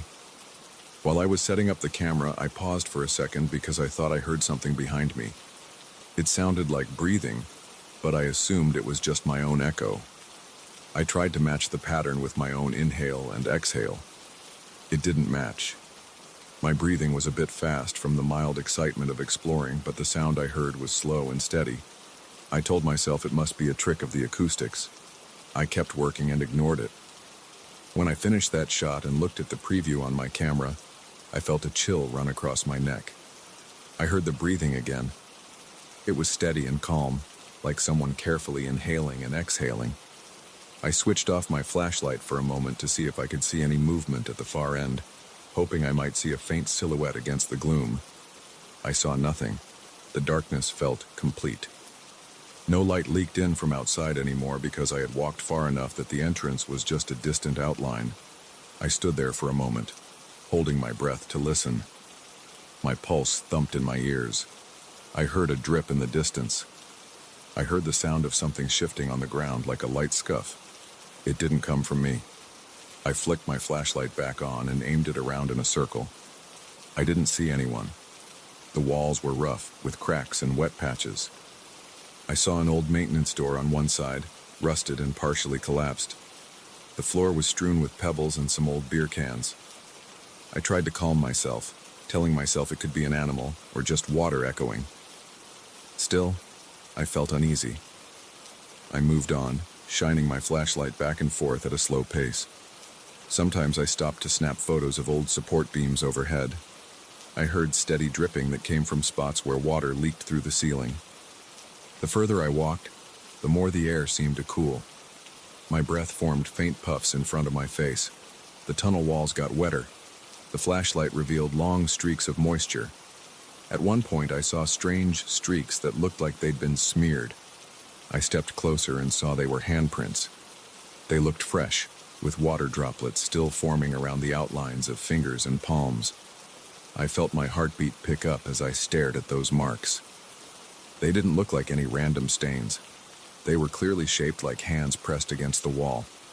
The water dribbled along the edges of each handprint. I touched one of the prints lightly, feeling a slimy, cold surface. My fingertips came away damp. I wiped them on my pants and shone my flashlight around, trying to see if there were any footprints on the ground. I only saw my own footprints in the dust and the scattered rocks. At that moment, I heard the breathing again, closer this time. I froze and turned.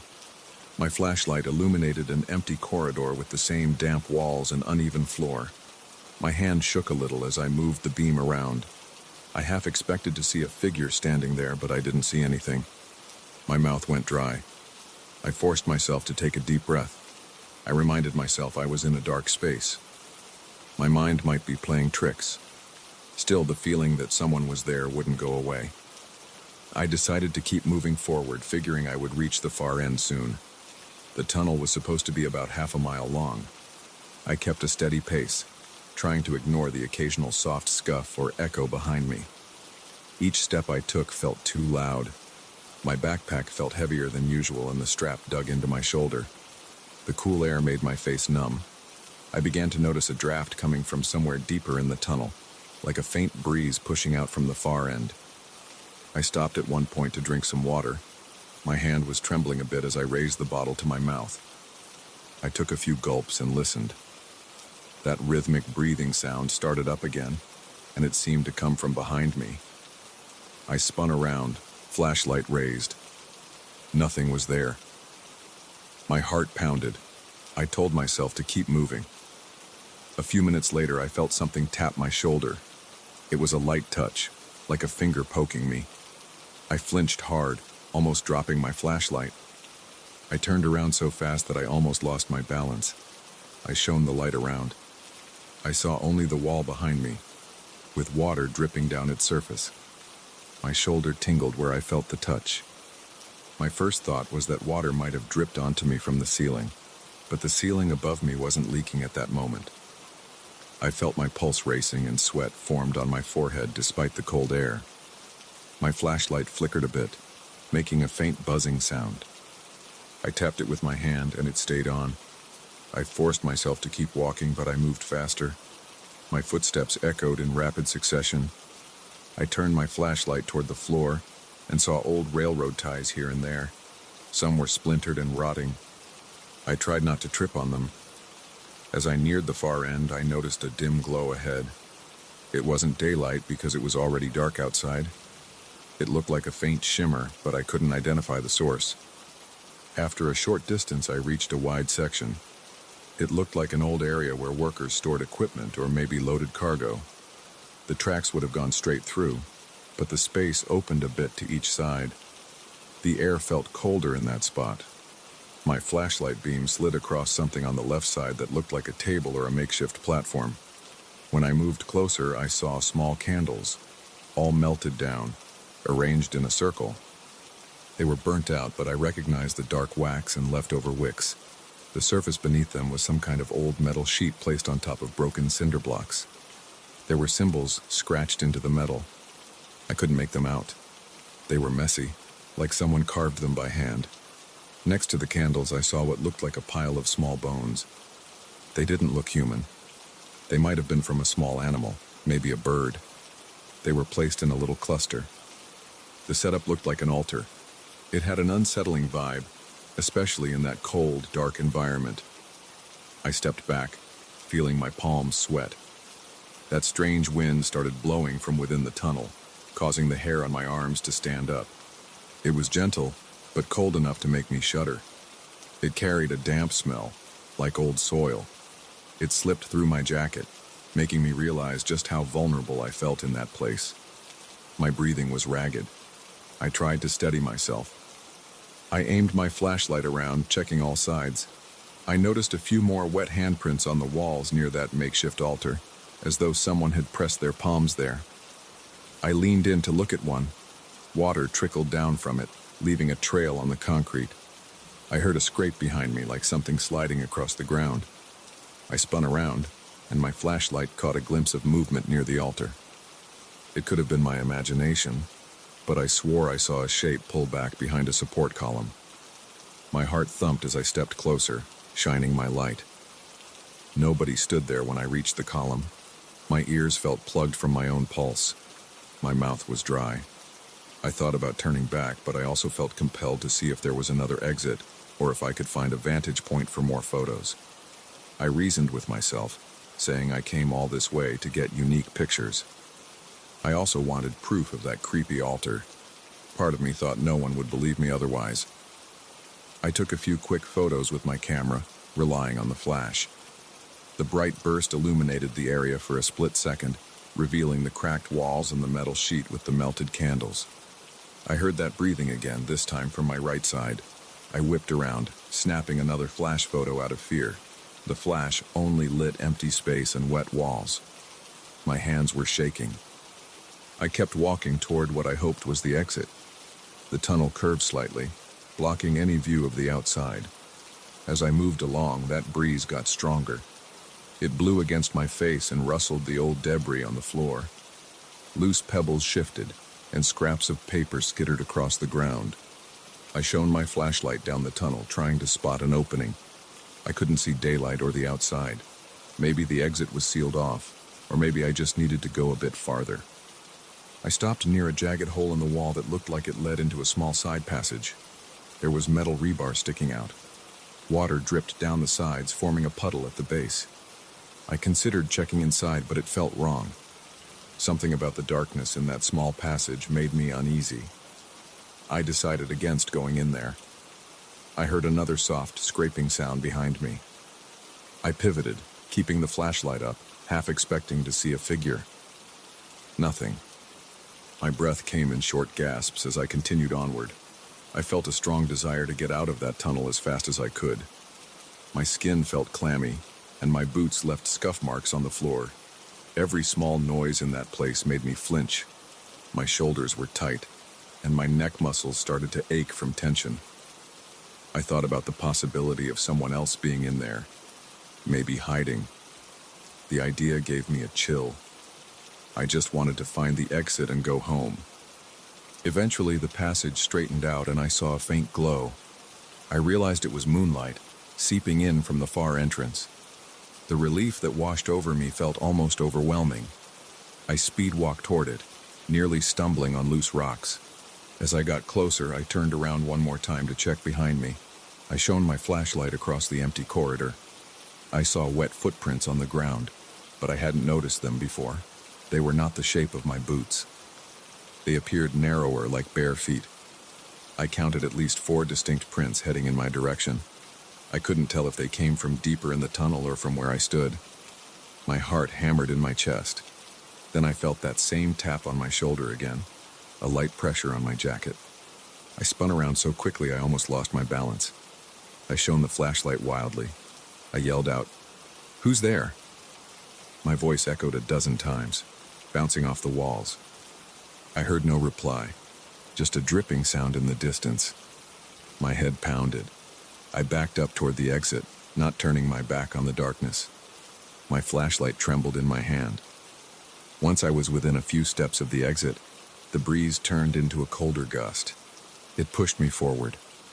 I turned the flashlight off and let my eyes adjust to the faint moonlight. I could see the outline of bushes and broken concrete outside. I stepped out, feeling the night air on my face. I took several deep breaths, trying to calm the shaking in my legs. I looked back into the tunnel. It was just a black opening, silent and still. But I knew something was in there. I thought about the wet handprints, the altar, those bones, and that breathing. I stood there for a minute or two, gathering my thoughts. The quiet of the outdoors almost felt unreal after the constant echoes inside. I looked at my camera and saw the pictures I took. Some were blurry, others showed partial glimpses of the walls and that improvised altar. I didn't see any figure in the photos, just empty corners and random shapes that might have been lumps of debris. Without saying another word, I started walking back to my car. My hands still shook, and I checked over my shoulder every few seconds.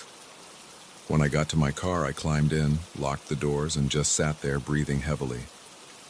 My chest felt tight. My hair was damp from sweat. I turned on the engine and drove away, feeling a heavy weight in my stomach. I kept looking at the rearview mirror, expecting to see someone behind me.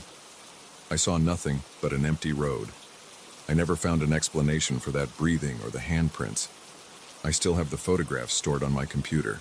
They mostly show dark walls, drips of water, and that strange altar setup with melted candles. Every time I look at them, I feel that same cold tension creeping up my spine. I don't plan on going back there anytime soon. If someone asks me about the scariest place I've ever visited, that abandoned railroad tunnel is the first thing that comes to mind. And every time I remember the sensation of that invisible hand on my shoulder, my skin crawls all over again.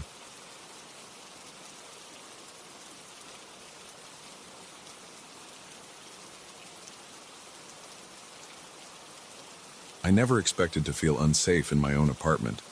I chose the place because it was on the 10th floor, high enough to keep away most intruders. The view was incredible, and I liked leaving my curtains open at night to watch the city lights. Then I started seeing that shape outside my window. At first I thought I was imagining it, just a play of shadows. But I was wrong. Something out there isn't just a trick of the light.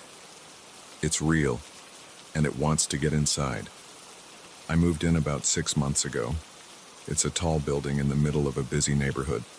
The streets below are never quiet, but I'm used to noise. I grew up in a city, so sirens and car horns help me sleep. My apartment has 1 bedroom, a small living room, a cramped kitchen, and a narrow balcony. The balcony door is a sliding glass door, and right next to it is a large window. I don't like heavy curtains, so I bought thin ones that barely block the light. At night, the lights from outside shine in, painting small shapes on my walls. It comforts me for some reason. A few weeks ago, I was making myself a late dinner.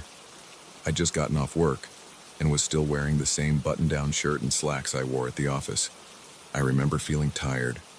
I had the overhead light on in the kitchen and the living room was dim. I set my plate on the coffee table and plopped down on the couch. That's when I noticed something move outside the window. It was just a flicker at the corner of my eye. I turned my head, scanning the darkness.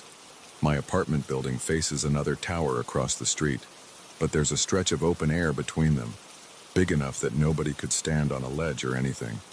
I saw a slight movement, but I assumed it was a reflection of passing headlights. I shrugged it off and went back to my food. My living room was quiet except for the buzz of the refrigerator and the distant traffic outside. Later that night, I was brushing my teeth in the bathroom when I thought I heard a tap on the glass. It was faint, like a small pebble hitting a window. I walked out into the living room. The lights were still on and I could see the city out there, the buildings lit up, the cars moving along the roads. I didn't see any bird or anything that could have made that tapping sound. I decided it was probably just the wind or a shifting frame somewhere. I turned off the lights and went to bed. The next night, I was reading a document on my laptop, sitting on the couch. The curtains were open and the balcony door was locked. Around midnight, I noticed a shadow pass across the glass. It wasn't a quick blur. It was slow and deliberate. My heart kicked up a bit. I got up, walked over, and looked outside. There was nothing. The balcony was empty. The air was still. No wind moved the curtains. I just stood there for a while, staring into the darkness. I didn't see any cables or ropes that a window cleaner might have left. I tried to laugh it off. I told myself I was overworked and needed more sleep. A few nights later, I woke up around 2 in the morning because my throat felt dry. I got out of bed to get a glass of water. When I walked into the living room, I noticed a tall, dark outline against the window. My pulse spiked, and I froze. It looked like a figure, but I couldn't see any details. Then it moved. It slid to the left toward the balcony door, then paused. I dropped my glass on the carpet. I didn't hear it crash because it landed softly, but water splashed around my ankles. I wanted to rush forward and close the curtains, but something about the shape made me hesitate. It wasn't on the balcony. It looked like it was hovering outside, against the glass, in midair. My hands started shaking.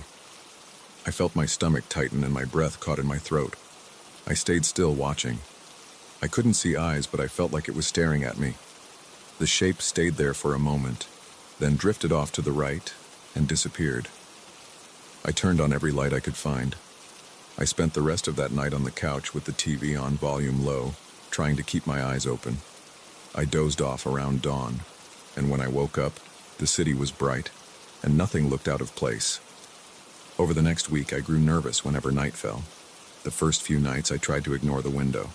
I focused on work emails, phone calls, anything to avoid looking at the glass. I told myself it was stress.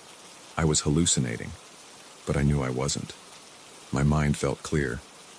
I started closing the curtains, but they're so thin that you can still see the glow of the outside lights. I could swear I saw a silhouette through the fabric sometimes. One night, I heard that same gentle tapping. I stood there staring at the curtains. I didn't open them. I just whispered to myself, "Go away," and waited. The tapping stopped. Then it got worse. One night, I was half asleep on the couch. I hadn't bothered getting up to go to my bed. I had my phone in my hand, the TV was muted, and the lights were off. I heard a loud creak, like something pushing against the glass. I sat up, my heart pounding. I looked over. The curtains were parted just a little, enough for me to see the window. There was a hand pressed against it. It looked translucent, like skin made of fog. I could see the faint outline of fingers splayed out. My entire body tensed. My scalp tingled, and I felt sweat forming on my forehead.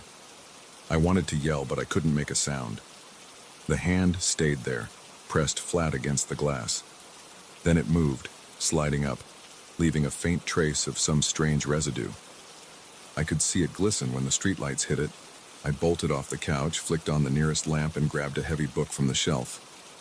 My first impulse was to throw it or hit the glass, but I stopped myself. I was terrified of breaking the window and letting that thing inside. I just stood there, breathing hard, my feet unsteady. Eventually, the hand pulled away. I watched the shape melt back into the darkness. I waited, eyes locked on the window, for at least 10 minutes. Then I slowly went over to the glass. I tried to calm down, telling myself I had to check. I leaned in close. The window was slick with condensation, but there were streaks left by the fingers. They were long, almost too long, and the shape didn't look quite human. My mouth felt dry and my thoughts raced. I kept thinking, this is insane. But there it was. I spent the next day on edge. I kept replaying that moment in my head, picturing the hand pressed against the glass. I almost called the police, but I knew they wouldn't believe me. I considered calling building security, but there's no outside ledge for a person to stand on. Nobody could get up here without specialized equipment. And if it was some sort of break-in attempt, why would the intruder have a see-through hand? A couple of days passed without any new appearances. I tried to get my life back to normal. I went to work, grabbed takeout on my way home, watched TV, tried to sleep. But every time darkness fell, I felt uneasy. I left some lights on. I kept scanning the balcony door, waiting for a glimpse of movement. The city noise outside felt too distant. It was like the air in my apartment had changed, like I was never alone. I decided to buy a thicker curtain. I went to a home goods store and picked something heavy and dark. I installed a new rod and hung them up.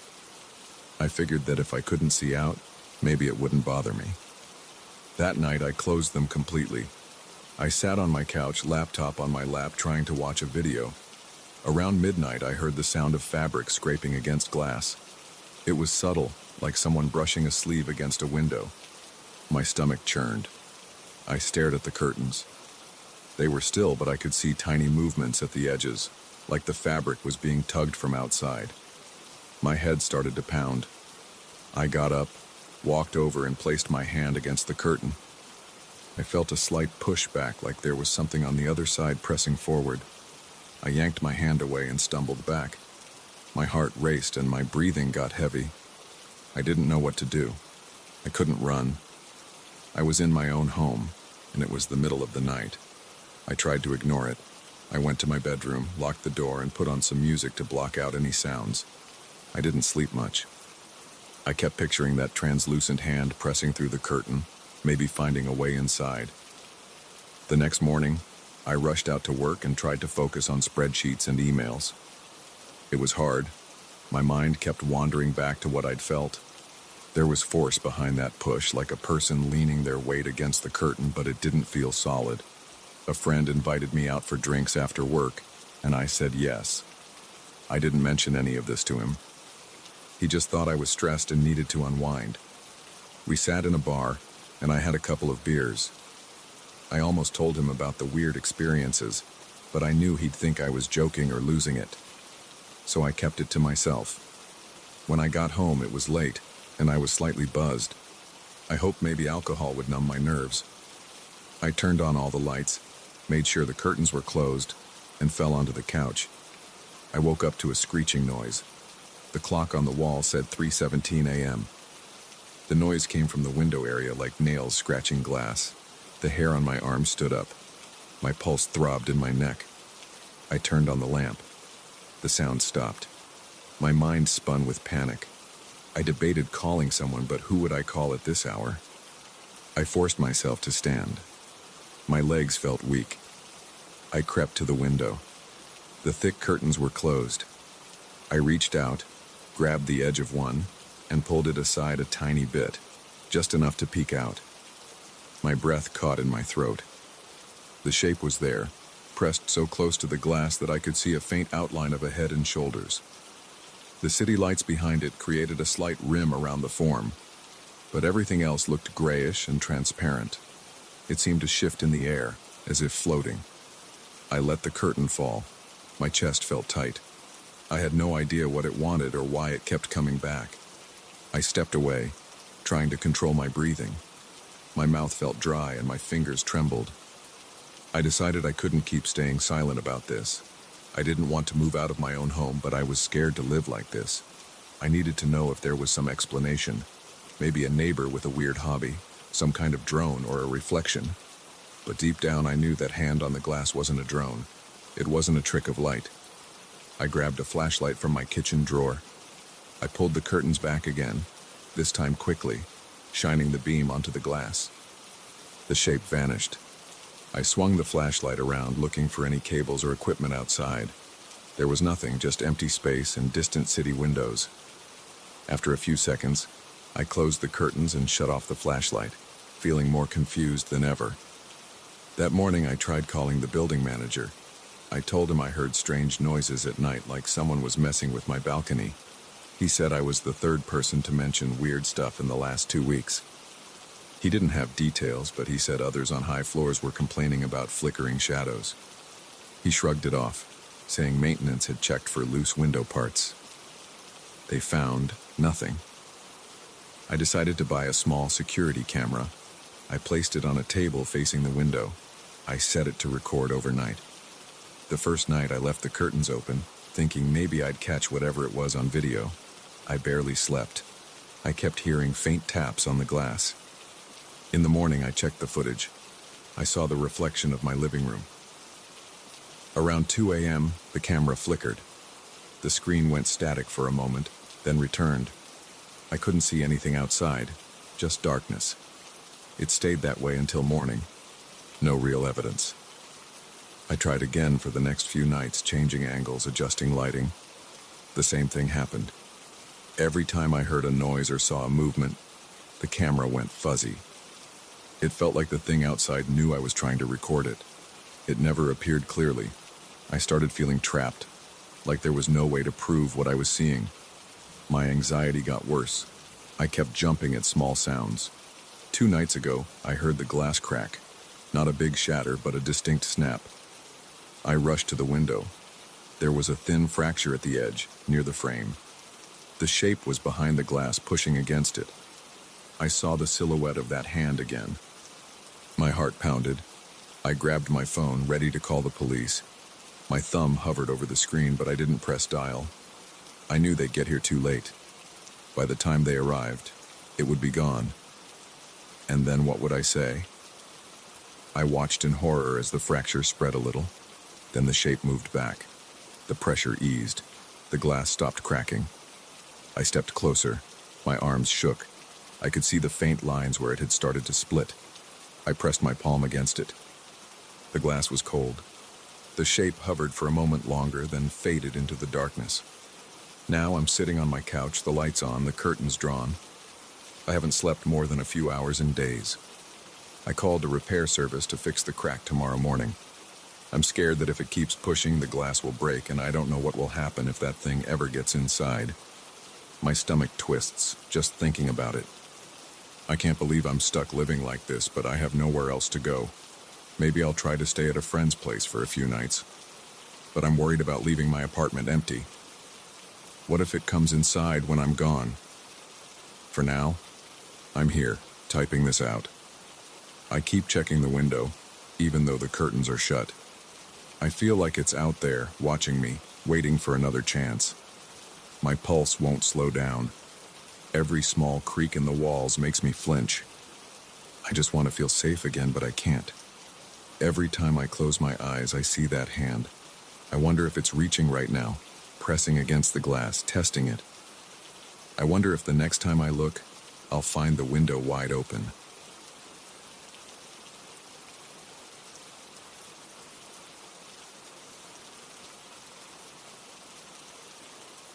I woke up drenched in sweat, heart pounding against my ribs. The first time I saw that figure in my dreams, I wrote it off as a nightmare caused by stress. But when I kept seeing it every single night, I knew something was wrong. I wasn't just scared. I felt drained, like my body couldn't recover from a simple night of rest. That's how it started. I live alone in a small house outside the city. I don't have many visitors, and my routine is pretty normal. I work in a maintenance shop all day, come home, eat, and usually watch something mindless before bed. Nothing about my life felt unusual before that figure showed up. The first night, I remember standing in a dark corridor in my dream. The walls looked old and wet, like stone in a damp cellar. My breath came out in short bursts. I felt a chill on my skin, but I couldn't see much ahead. Then I noticed a shape moving at the end of the corridor. It wore a dark cloak with a hood pulled down low. It glided across the floor, not making a sound. No footsteps, no rustling of cloth. Just a slow, smooth motion. I tried to shout at it, but no words came out. My throat felt tight and cold. The figure reached out a hand toward me, fingers long and pale. Then I jerked awake, gasping. In the morning, I realized I'd only slept a few hours. My limbs felt stiff. My eyes burned. I dismissed it as a random nightmare, maybe from a documentary I'd watched, so I pushed through the day. The second night, the same dream came back. The corridor appeared again, damp walls and stale air pressing on me. That figure stood even closer to me this time. I saw its face in a brief flash, dark hollows where eyes should be, tight skin stretched across thin bones. It made a slow motion, like it was scooping something out of the air near my chest. I felt my heart hammering, and then I woke up coughing. My throat burned, and I had trouble breathing for a few seconds. I got out of bed and paced around my bedroom. My head throbbed, and I noticed a strange heaviness in my chest. It felt like I'd been holding my breath for too long. I went to the bathroom and splashed cold water on my face. My reflection showed dark circles under my eyes. My hair was sweaty and plastered to my forehead. I tried to calm down, but my skin felt clammy and my hands shook. I decided I had to ignore it again. Maybe it was just stress. I crawled back into bed and managed a few more hours of restless sleep.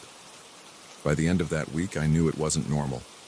The dream repeated every night, and the figure's presence felt stronger.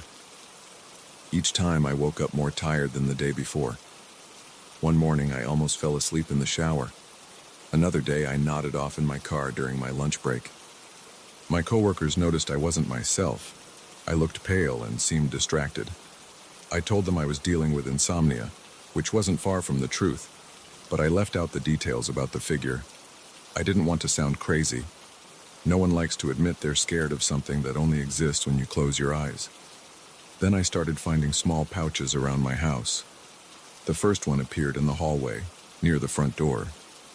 It was made of coarse black fabric, tied with a thin cord. I picked it up and felt a cold sensation against my palm. It was like holding an icicle, but the pouch itself didn't look wet or frozen. When I loosened the cord, a blast of frigid air hit my face. It carried a faint whisper, like a single word spoken in a raspy voice. I couldn't make out the word, but it made the hair on the back of my neck stand up. I dropped the pouch on the floor, and it rolled under a chair. My heart pounded, and I tried to calm my breathing. I eventually picked it up with a towel and threw it in a box in the closet, not wanting to look at it. I told myself I'd figure it out later. The next day, I found another one on my kitchen counter. Same size, same fabric, same cold presence when I touched it. I felt my pulse spike, my cheeks got hot, and my stomach cramped up. It didn't make sense. I locked all my doors and windows at night. I didn't have any reason to suspect a prank. No one else had a key to my place. But these pouches kept showing up, like someone wanted me to see them. There were little differences each time. One had a faded symbol on the side that looked like 3 intersecting lines. Another had a darker stain near the bottom. Whenever I untied the cord, I felt that cold air rush out, and I heard that faint whisper. It never lasted long, just a second or two. Around the same time, my dreams got worse. The corridor expanded into a large chamber. The figure stood in the center, collecting small wisps of light from the air. My chest felt hollow every time I inhaled. Then I'd see my own reflection behind the figure. My eyes were dark, and my face looked drawn. The figure hovered closer and reached out with those thin fingers. I'd wake up every time covered in sweat, my heart pounding so hard it echoed in my ears. My sheets were soaked, and my head felt heavy, like I hadn't slept in days.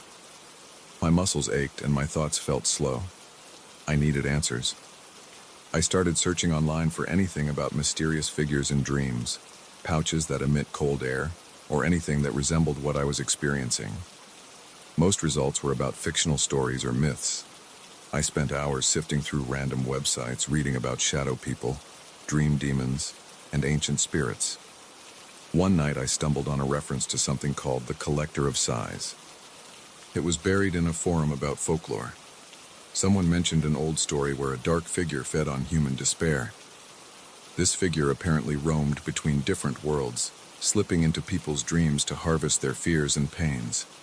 The more a person worried or felt anxious, the easier it was for the collector to latch on.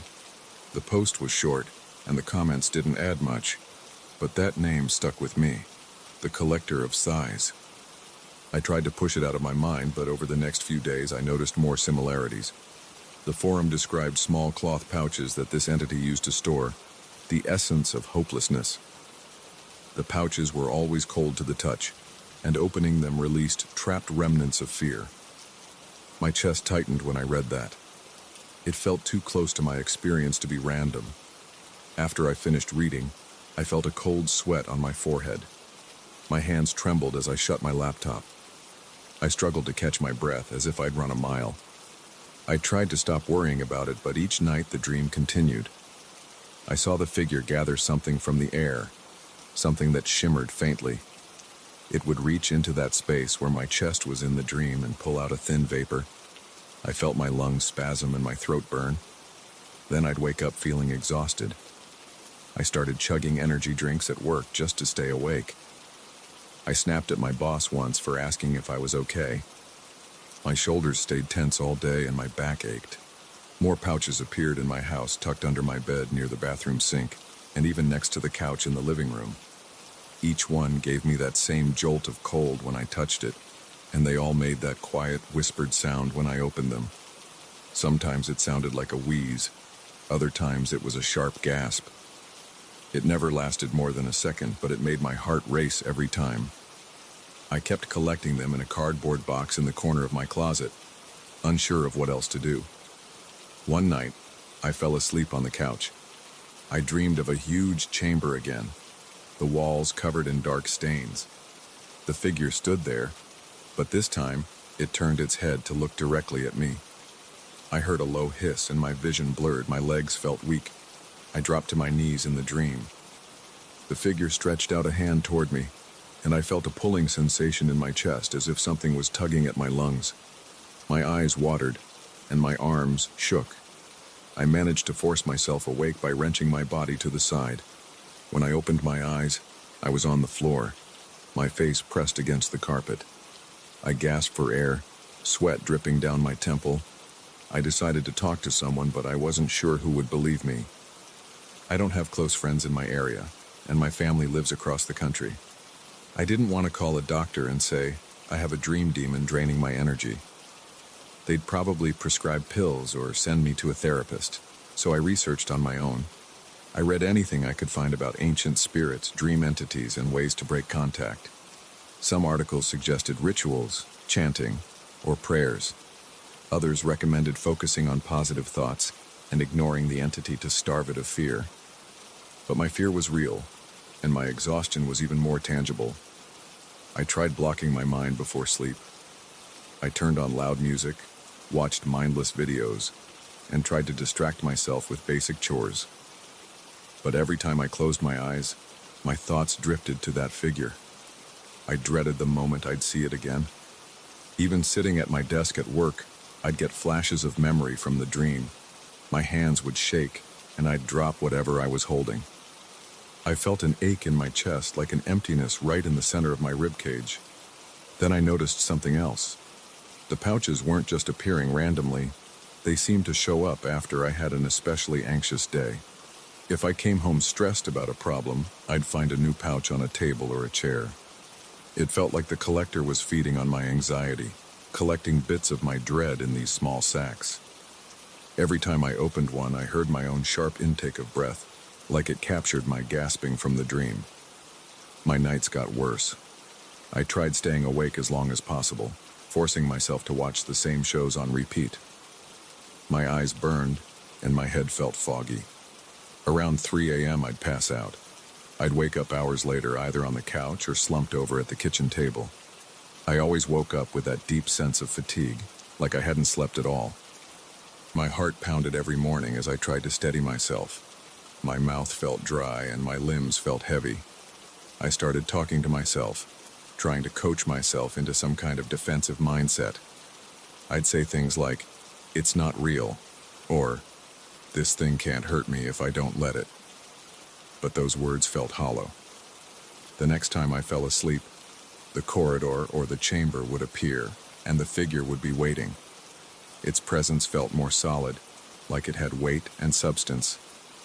It would lift one of those pouches and empty a faint vapor into it, vapor that drifted right out of my chest. My own breath stuttered each time. I'd wake up gasping or choking. I finally tried throwing away the pouches. I gathered all of them from the closet box, put them in a trash bag, and drove to a dumpster far from my house. I tossed them inside, slammed the lid, and drove away quickly. I felt a slight surge of relief, like I'd done something proactive. That night I hoped I'd see nothing, but the dream returned, and in the morning I found 2 new pouches on my bedside table.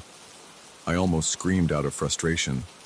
I kicked the bed frame and paced around the room, breathing fast. My legs felt weak, my hands were cold, and I felt a slight tremor in my chest. I had to face the truth. My own dread was an open invitation. The more stressed I got, the stronger that presence became. Every anxious thought I had seemed to open a door for it.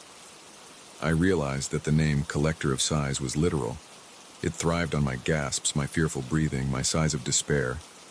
Each pouch was a container for those moments of panic. Once I understood that, I tried something different. I told myself that I wouldn't panic when I saw the figure in my dreams. I didn't bother with hopeful thoughts. I just tried to stay calm physically. It wasn't easy, but I forced myself to practice slow breathing during the day. I inhaled and exhaled in a measured way, focusing on keeping my body relaxed. At night, when I felt the dream set in, I tried to keep my mind clear. I forced my jaw to unclench and kept my hands loose at my sides. I still saw the corridor, the damp walls, and the figure. But every time I felt the cold hand reach out, I focused on slow, steady breaths. My heart pounded, but I resisted the urge to gasp.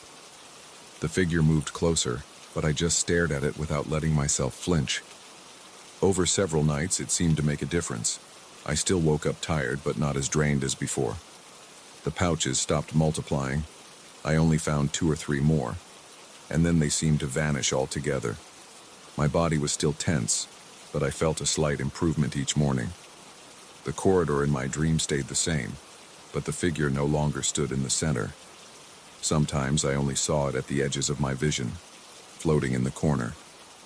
I still felt cold whenever it moved, but I kept my breath steady.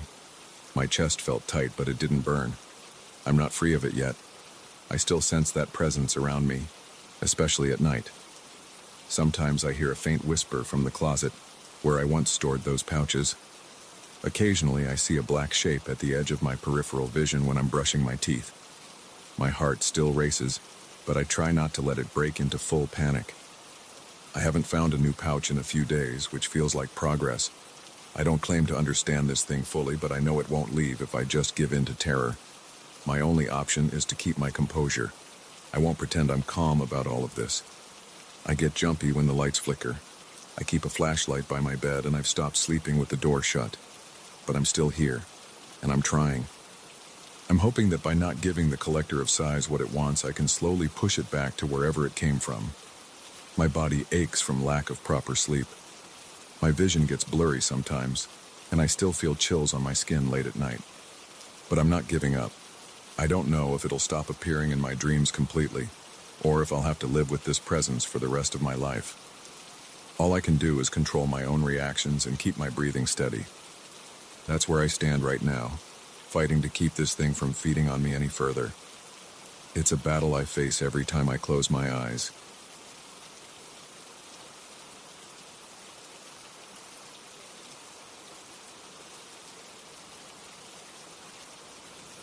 I felt a chill run down my spine the second I turned onto that deserted street. It was dark, and the few street lamps still working flickered weakly. My body felt heavy from a long day, and I wanted nothing more than to get home. I saw a 2-story house on the corner, its windows wide open, and I heard some old tune drifting out. The music was scratchy and distant. I didn't see any lights inside, but I felt pulled toward it. I decided to check it out, thinking maybe someone was there who could point me toward a faster route home. I knew it was a mistake as soon as I stepped onto the sagging porch. The stairs leading up to the front door had cracks running across the boards. My right foot went into a small hole when I tested the first step. Dust kicked into my face. I coughed and gripped the handrail, which felt loose under my fingers. I felt my pulse in my temples. The music kept playing, but it sounded warped, like an old record that was spinning too slowly. I couldn't see any lights through the open windows, just darkness inside. I reached for the door, which hung slightly ajar. Its paint was peeling, and there were chips of it scattered on the porch. I pushed it open.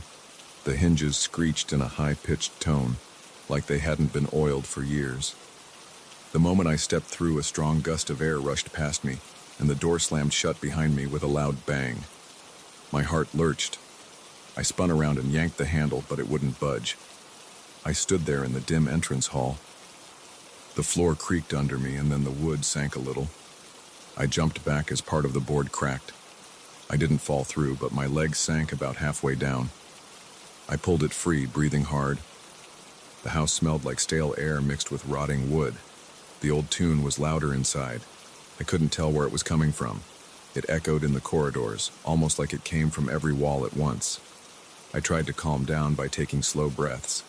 I stepped carefully, testing each board to make sure it wouldn't break under my weight. I kept close to the wall, where the floor felt sturdier. My hands shook a bit, and I felt a bead of sweat roll down my temple. My shirt stuck to my back. I wanted to find a back door or a window I could crawl through. The windows near the entrance hall were boarded up from the inside. I had seen them open from outside, but inside, they looked sealed. I walked deeper into the house, following the faint glow of moonlight through cracks in the walls.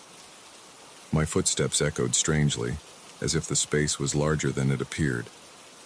Sometimes I heard what sounded like whispers just behind me. Every time I turned around, I saw nothing but the corridor stretching back into the darkness. I tried not to think about the fact that I might be stuck in here all night. The music got louder the farther I went. It had a scratchy, violin-like sound, accompanied by a low hum that reminded me of an old organ. The melody repeated in short loops.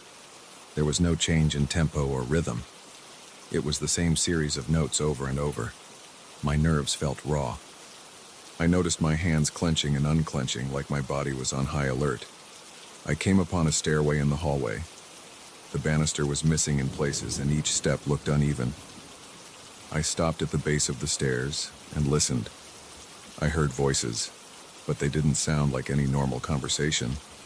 It was more like chanting, but the words made no sense to me. It had a layered quality, as if several people were murmuring in unison. I couldn't make out any clear phrases. My scalp tingled and my breathing sped up. I decided to go up the stairs because something told me that's where the music was. I placed my foot on the first step. It groaned loudly. I took another step, holding the banister, which was rough and splintered. A few steps creaked louder than the others, sending vibrations through my feet. I tried to move carefully, but my legs felt shaky. My mouth was dry and I could taste dust on my tongue. When I reached the top, I found a long hallway with several closed doors. A single window at the far end let in a pale bit of moonlight. I heard the voices more clearly. They came from somewhere ahead, maybe behind one of the doors or further down the corridor.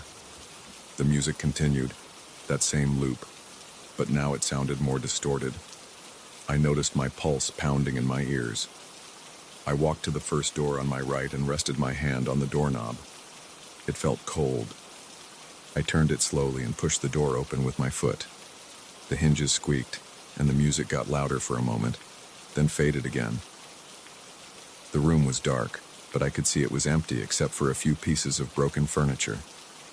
I stepped inside and aimed my flashlight, which I had pulled out of my backpack. The beam lit up dusty chairs and a small table with a missing leg. Cobwebs hung from the ceiling. I heard the floorboards behind me in the hallway creak, like someone had stepped on them. I spun around, shining my flashlight, but the hallway was empty. My heart thudded against my ribs. I left the room and moved down the hallway. The second door was locked. The third door opened, revealing a smaller space that smelled like wet plaster. There was a single window on the far wall, cracked open about an inch. I tried to push it open wider, hoping to escape, but it was stuck. I put all my weight into it, but it barely moved. I heard the chanting again, much closer. It made my hair stand up. I gave up on the window and returned to the hallway. As I approached the end of the corridor, it seemed to stretch. One moment, I thought I was only a few feet from the last door. The next, I realized I was nowhere near it. I kept walking, but the door looked farther away. My flashlight flickered, and I tapped it. My stomach dropped when I felt the hallway floor shake. It was like the entire house shifted. The boards beneath me cracked louder with each step. My knees felt weak. I was afraid of breaking through the floor again. I finally reached the last door on the left. I pressed my ear to it, listening for the music. It seemed quieter here, but the voices were distinct. I heard them reciting something that sounded like random syllables. My face felt hot, and sweat dripped down my forehead. I opened the door and found a large, empty room. The floor was bare, with wide planks covered in dust and debris. There were tall windows on the opposite wall, all of them open. Moonlight poured in, lighting up the space. I walked inside, shining my flashlight around. My footsteps echoed, and I noticed a strange effect. When I stopped walking, the echo of my footsteps continued, as if several more sets of feet were following me. Each step repeated in a staggered pattern. I felt my chest tighten. I turned around quickly, shining the flashlight behind me. The room was completely empty, but I still heard that overlapping echo fading into silence. Suddenly, the chanting voices grew louder. They bounced off the walls, then died down. The house fell silent for a moment. I stood there, breathing fast, trying to calm myself. My flashlight beam picked up a door at the far end of the room, half hidden by a tattered curtain that was nailed to the wall. The music started again, but this time the notes sounded like they were coming from beneath the floor. I felt the vibrations under my shoes. I crossed the room, stepping over broken boards and piles of old wallpaper. The door behind the curtain was unlocked. I nudged it open with my shoulder and found another hallway, narrower than the one upstairs. The air felt damp, and I smelled a musty odor, like mold. The chanting voices pulsed in and out, growing distant, then close again. My legs felt tense, and I had to remind myself to breathe. I moved down the hallway, shining my light along the walls. The plaster had cracks all over, and in some places the wood beneath showed through.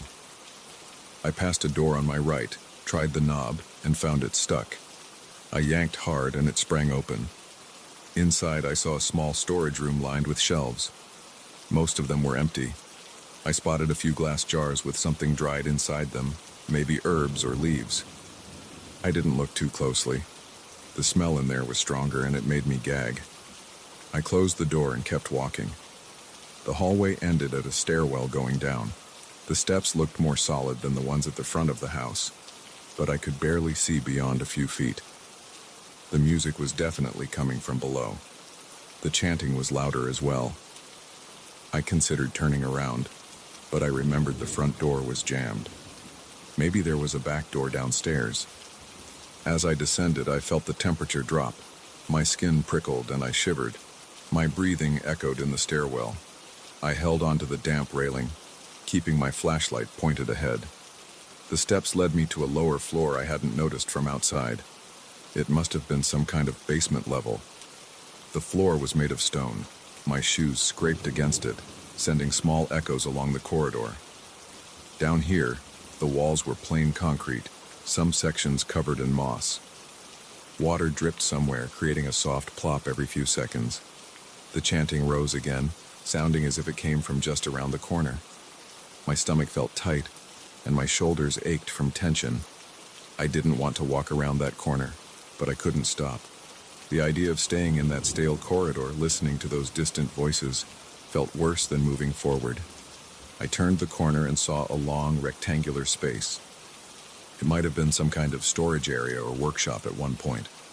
Wooden tables stood against the walls, their surfaces stained with unrecognizable marks. Shelves lined the far end, empty except for a few scraps of paper. In the center of the room, I saw an old gramophone. It was the kind with a large horn attached, and it was spinning a record that produced that warped old tune. The horn faced the corner of the room, so the sound bounced around in an odd way. My flashlight beam made the metal glint. The chanting echoed all around me, but I didn't see anyone. The sound had no clear source. The gramophone record spun slowly, repeating the same melody I'd been hearing. My chest felt tight, and I swallowed hard. I walked toward the gramophone and knelt beside it. The record was scratched and dirty. I reached out to stop it, but as soon as I touched the arm, the chanting voices exploded in volume. It felt like they were screaming in my ears. I stumbled back and nearly dropped my flashlight. My ears rang. I noticed movement in my peripheral vision, as if shadows along the walls were swaying. I whipped my flashlight around, searching for any sign of a person, but there was nothing there. The chanting wouldn't stop. It blasted through my head, making it hard to focus. I grabbed my ears and closed my eyes for a moment. My heart pounded. I forced myself to breathe. After a few seconds, the voices faded back into a soft murmuring. I opened my eyes and stared at the gramophone again. The record was still spinning, but the needle was in the same groove. I braced myself, then lifted the arm off the record and placed it gently on its rest. The music stopped. The room went silent except for the dripping water. I stood there holding my breath, waiting for something to happen. My flashlight flickered again, but held its beam. I felt the urge to run. I turned away from the gramophone, searching for an exit. There was a single door on the other side of the room. I hurried toward it, shining my flashlight around for any obstacles. I saw a chain on the floor, and a section of the stone looked like it had caved in at some point. I stepped around the debris and reached for the door's handle. The door opened into a narrow passage. The walls were rough, and I felt cold air blowing from somewhere ahead. I stepped through and closed the door behind me. The chanting seemed muted now, like it was coming from the other side of thick walls. The passage led me forward, and I saw faint moonlight shining at the end. It looked like an opening to the outside. My chest loosened a bit at the sight of that pale glow. I practically jogged toward it, the adrenaline making my legs move faster than before. The passage ended in a small, broken doorway. The frame was cracked, and I had to crouch to get through. I emerged behind the house in a weed-filled yard with a collapsing fence. The cool night air hit my face, and I inhaled it deeply. The sky was clear. I could see the moon and a few stars overhead. My body felt shaky and weak, but I was relieved to be outside. I hurried away from the house, stumbling through the tall grass and rotting wooden boards scattered around. I reached the fence, found a gap, and slipped through it. I was back on that deserted street, only now I was at the far end near another intersection. The house loomed behind me. From the outside, it looked even darker than before. The windows were shut tight now, even though I remembered them being wide open when I first saw them. I stood there on the sidewalk, catching my breath. My heart kept pounding, and my shirt was soaked with sweat. My mind raced with the details of what I'd seen inside. My throat felt raw. I needed water, and I needed to get far away from that place. The house was silent now. No music drifting out. No voices. I backed away from it, keeping my eyes on the windows. Nothing moved. No lights appeared. I turned and walked quickly, forcing myself not to look back again. My legs felt rubbery. My shoes left scuff marks on the pavement. A few blocks later, the streetlights were brighter, and I spotted a gas station sign in the distance. I didn't stop walking until I reached that station. The clerk looked up at me, probably wondering why I was sweating and panting so hard. I just grabbed a bottle of water and stepped outside again, not saying a word. I downed half the bottle in one long gulp, leaning against the wall. My fingers trembled, and I noticed I had a few splinters on my palm from the banister. My clothes were covered in dust and grime. I forced myself to breathe slowly, focusing on my surroundings. There were a couple of cars at the pumps and the hum of traffic on a nearby main road. No more creepy music, no chanting. I felt the night air on my face and kept telling myself I was out of that house. I know it was real. I heard those voices. I felt the floor collapse under my foot. I saw that old record spinning. I couldn't explain any of it. All I wanted then was to get home, lock my door, and try to sleep. I still don't know who was chanting or how that corridor seemed to stretch. I don't know why the doors slammed shut or why the windows were blocked inside. But I felt that place trying to keep me there. I haven't gone back. I still pass that neighborhood sometimes, but I refuse to walk down that street. When I drive by, I don't see the house. Maybe I'm looking in the wrong spot, or maybe it's just too dark to notice. But I feel uneasy every time I'm near that area, like something is watching. I can't shake the memory of those echoes following my footsteps or that moment when the voices roared in my ears. I haven't told many people about it because it sounds ridiculous, but I know it happened and I'll never step foot in that house again. All I can do is avoid it. If it's still there, it's there without me, and that's the only comfort I have. I'm done with shortcuts through deserted streets. I don't care how tired I am. I'd rather walk the long way home than risk another night trapped in a place like that.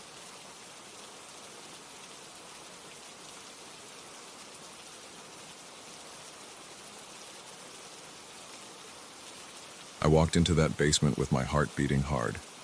I had chased rare books for years. I had found them in old attics, abandoned barns, and forgotten storage rooms. But this place felt different from the first second. The used bookseller had whispered about a hidden library under a historic building. He said it was buried beneath layers of stone that no one touched for generations. He said it was the most secret place he knew. I wanted to see it for myself. I wanted to stand among stacks that nobody had browsed for ages. I never expected to feel such pressure on my chest as I descended those steps. I was alone. The building's guard had taken a break, and the front door was old enough that it didn't squeak when I slipped inside. The corridor to the basement smelled stale. The walls were cracked and the light was dim. I used a small flashlight to see where I was stepping. My pulse pounded in my ears. My throat felt dry. I felt a chill, but I wasn't sure if it was from the temperature or my nerves. I kept going. I found a hidden staircase behind a heavy wooden door. It wasn't locked, but it was stuck. I leaned my shoulder into it, and it finally moved with a scraping sound.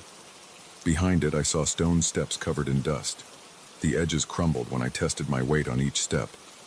My flashlight beam flickered across thick cobwebs and shelves stacked with old crates.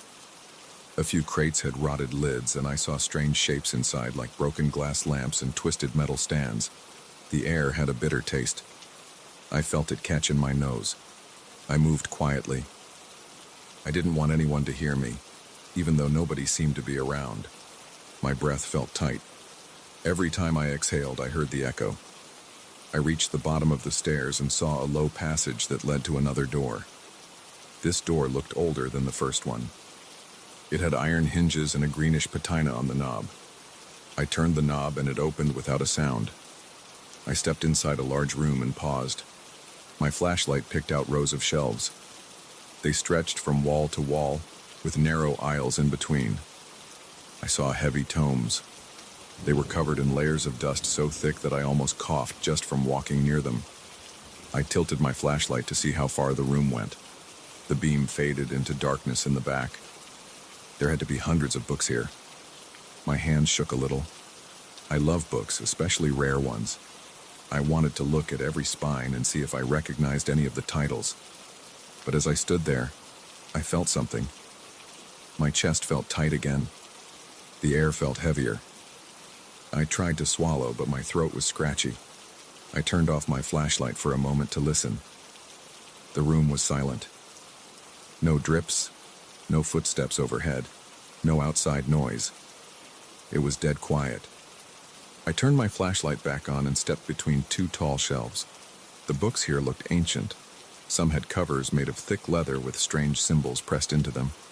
Most had spines with writing I couldn't read. I saw letters I didn't recognize at all.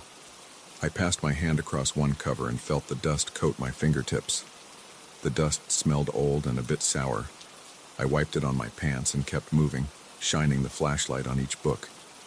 My heart jumped when I heard a rustling behind me. It was a soft sound, like pages being turned. I whipped around and aimed the flashlight. No one was there. I stood still, trying to calm my breathing. I didn't see movement. I didn't hear footsteps, but I knew I had heard that sound. I paused for at least a minute. Then I forced myself to keep walking. The tension in my neck felt intense. My legs felt stiff. The next aisle was darker because the shelves were taller. My flashlight beam was weak in comparison to the darkness above. I stepped carefully, trying not to bump into anything. I saw piles of books on the floor, stacked without any order. Some were open, as if someone had left them in the middle of reading. The pages were yellow and brittle. I spotted diagrams drawn in thick black ink. I moved the light closer. They showed shapes that didn't look human or animal. I couldn't identify them. Their outlines twisted in ways that made my eyes ache. I couldn't decide if they were symbols or creatures. The pages had text in a script that looked jagged and uneven. I couldn't read a single word. I felt a sudden cold breeze against my face. My flashlight shook in my hand. I stepped back and almost tripped over a wooden stool. When I steadied myself, I heard another sound. Pages turning again, but louder this time. It was coming from farther down the aisle. My heart was racing. I tried to speak, but my throat felt stuck. I managed to say, "Hello?" My voice sounded weak. I moved toward the sound. Each step felt heavy. My shoes scuffed the stone floor, and the noise made me cringe. The turning pages kept going, like someone flipping through a book in a hurry. I aimed the flashlight at the end of the aisle. That's when I saw a tall book on a pedestal. It looked bigger than the others, with a dark cover and a thick spine. The front cover was open, and the pages were moving on their own. I froze. The pages slowed and stopped. They settled on a spread that showed a detailed image of something. I didn't understand what I was seeing at first. It looked like a circle of figures around a shape. The shape had tentacles or vines. The text around it was in that same jagged script. The ink looked fresh. I lifted my flashlight closer. My heart pounded so hard that my chest hurt. The pages felt alive. I thought I felt a pulse coming from the book, like a steady thump that matched my heartbeat. I reached out and touched the edge of the page. I felt a slight vibration. I snatched my hand back. I heard a faint sound, almost like a sigh coming from the pages. My mouth went dry. I rubbed my arms because my skin was covered in goosebumps. Then I heard movement behind me. I spun around and saw that other books had opened on the shelves. Their covers were bent back and the pages were stirring. Some pages shifted slowly, some faster. The noise filled the room with a continuous rustling. I stood in the center of that aisle, trying to keep my flashlight steady. My knees felt weak. The air was thick and my lungs felt heavy. The rustling seemed to become a pattern, like the library itself was breathing. I turned slowly, shining the light on the shelves. More books were opening. They were showing sketches and words I couldn't decipher. A few of them had color illustrations with bizarre shapes and diagrams of rituals. Some showed robed figures. Others showed bones and twisted plants. My scalp itched from the tension. I started to back away, but I heard a deep hum that I couldn't place. It vibrated through my body. I felt it in my chest and in my teeth. I tried to breathe slowly, but my breaths came fast. I didn't see any living thing in that room, but I felt a presence. My mind was buzzing with questions. I wanted to run, but I also wanted to see more. I hated that curiosity in myself at that moment. I took a few steps toward another open book. It lay on a small table near the wall. The cover had a symbol on it that looked carved rather than printed. It glowed faintly under the flashlight, or maybe that was my eyes playing tricks. I leaned in, shining the light on the page. I saw lines of text arranged in spirals around a central figure. That figure had multiple arms or maybe wings. Its eyes were wide and bulging. The edges of the pages had stains. They looked dark brown. I didn't want to guess what caused them. My temples throbbed. I heard a new sound. It was like a heartbeat, but it wasn't mine. It was slow and heavy, and it seemed to come from beneath the floor. Each thump sent a vibration up through my legs. I imagined something huge under the library, but I couldn't wrap my head around it. I tried to think logically. Maybe it was an old boiler or some machinery, but it didn't feel mechanical. It felt organic. The sound of flipping pages grew more frantic.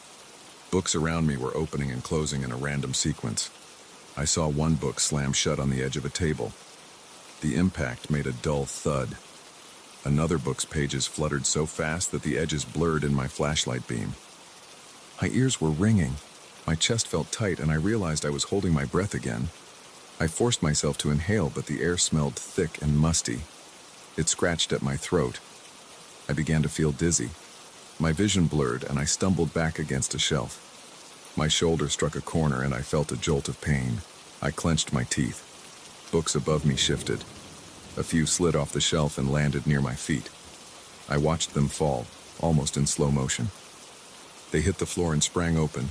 Their pages displayed drawings of shapes that hurt my eyes. My flashlight flickered. I slapped the side of it, and the beam steadied. I told myself I had to leave. My rational side was screaming at me to get out, but my feet wouldn't move at first. I felt drawn to the large book on the pedestal again. It was still open to that page with the circle of figures. The pulse I felt earlier was stronger now. I couldn't ignore it. It felt like standing next to a living creature. My arms felt numb, but I managed to put one foot in front of the other until I reached the pedestal. I stared at the illustration. The circle of figures had details I hadn't noticed before. Each figure had a twisted face with eyes that stared at me. I felt an urge to touch the page again to see if it would react. My hand trembled, and I placed my fingertips on the edge. The page felt warm. My pulse raced, and the page seemed to match it. Each beat echoed in my palm. I felt a tremor run up my arm and into my chest. My head pounded. I started to hear thoughts that weren't mine. Or maybe it was an echo of my own voice distorted by panic. The words said, "Stay." They said, "Complete the circle." I wasn't sure if I was imagining things. My breathing came in short gasps. I pulled my hand away, and the page fluttered like it was protesting. I stepped back, but my legs felt unsteady. I heard the books rustle again in a chaotic flurry. I turned around, and the exit felt far away. I forced my legs to move. My ears rang. That thumping under the floor felt closer. I tried to keep my eyes on the path between the shelves, but the dancing pages on either side made me twitch. My mouth was dry, and I couldn't swallow. I reached the main aisle and started toward the door. My flashlight caught glimpses of books snapping shut or flipping open. Some fell off shelves without any explanation. My footsteps echoed. My heartbeat pounded in my ears. I made it to the door and yanked it open. Behind it, the narrow passage felt just as dark as before, but at least the air was calmer. I stepped out and slammed the door behind me. The sound reverberated through the corridor. I leaned against the wall, trying to steady my breathing. My hand shook so much that I almost dropped the flashlight. My teeth were clenched tight. I tried to process what had happened. I couldn't form a coherent plan, so I just focused on leaving. I turned and headed toward the stairs. My body felt weak. My knees threatened to buckle, but I kept going. Each step up felt longer than the last. I heard faint rustling behind the door, but it didn't follow me. I tried not to think about why. When I reached the top of the stairs, I saw the wooden door I had pushed open. It was still ajar. I slipped through and closed it behind me. My heart was still racing, and my shirt was soaked with sweat. I paused in the corridor, took a few shallow breaths, and then hurried toward the exit. I emerged into the ground floor of the building. The hall was empty. I saw a dim light coming through the old windows. The guard wasn't there. I walked out the front door and into the night. The cool air hit me in the face. My lungs expanded. I hadn't realized how stale the air below had been. I stood there for a moment, trembling. My thoughts swirled. The silence of the street felt unreal. I kept walking until I reached my car. My hands shook as I fumbled with the door. I got in and sat there, gripping the steering wheel, staring at nothing. My pulse was still rapid. My lips felt numb. I didn't know what to do next. I didn't want to go home and try to sleep. I didn't know if I'd be able to. The bookseller's story had been true, and I had seen things I couldn't explain. I felt that pressure in my chest again, like a leftover imprint from those pulsing pages. I opened the window and let the night air wash over my face. I don't know if those books were cursed or alive or something else. All I know is that I've never felt a room breathe like that. I've never touched a page that seemed to have a heartbeat. I've never heard a silence so intense that I wanted to scream just to break it. I'm not sure if I'll go back. Part of me wants to. Part of me wants to pretend I never found that library. But I can still hear those pages turning in my head. I can still feel that strange energy under my skin. Maybe it's curiosity, or maybe it's something else that got inside me down there. I can't decide. All I know is I'm not the same as before.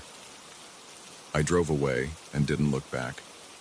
But I kept waiting for something to show up behind me or crawl out of my shadow. Nothing did. Not yet.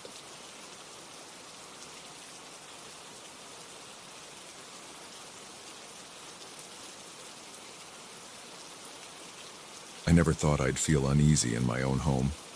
Yet I was lying awake night after night, listening for sounds I couldn't predict, bracing for moments I never expected. When I decided to rent my guest room to strangers, I imagined casual travelers or tourists. I didn't imagine a silent presence that never seemed to leave, a locked door with no signs of anyone going in or out, and heavy footsteps that echoed when I should have been sleeping. My name is Daniel. I'm a regular guy who lives alone in a small two-bedroom house on the outskirts of town. I've got a decent job working weekdays at a local hardware store. A few months ago, I started renting my spare room online for a bit of extra income. Most guests were normal. They came with backpacks or suitcases, stayed a day or two, sometimes a week, and left. I rarely had any problems. Then a man showed up at my door one afternoon in late fall. He was tall, with short dark hair. He wore a long coat and carried a small bag in his right hand.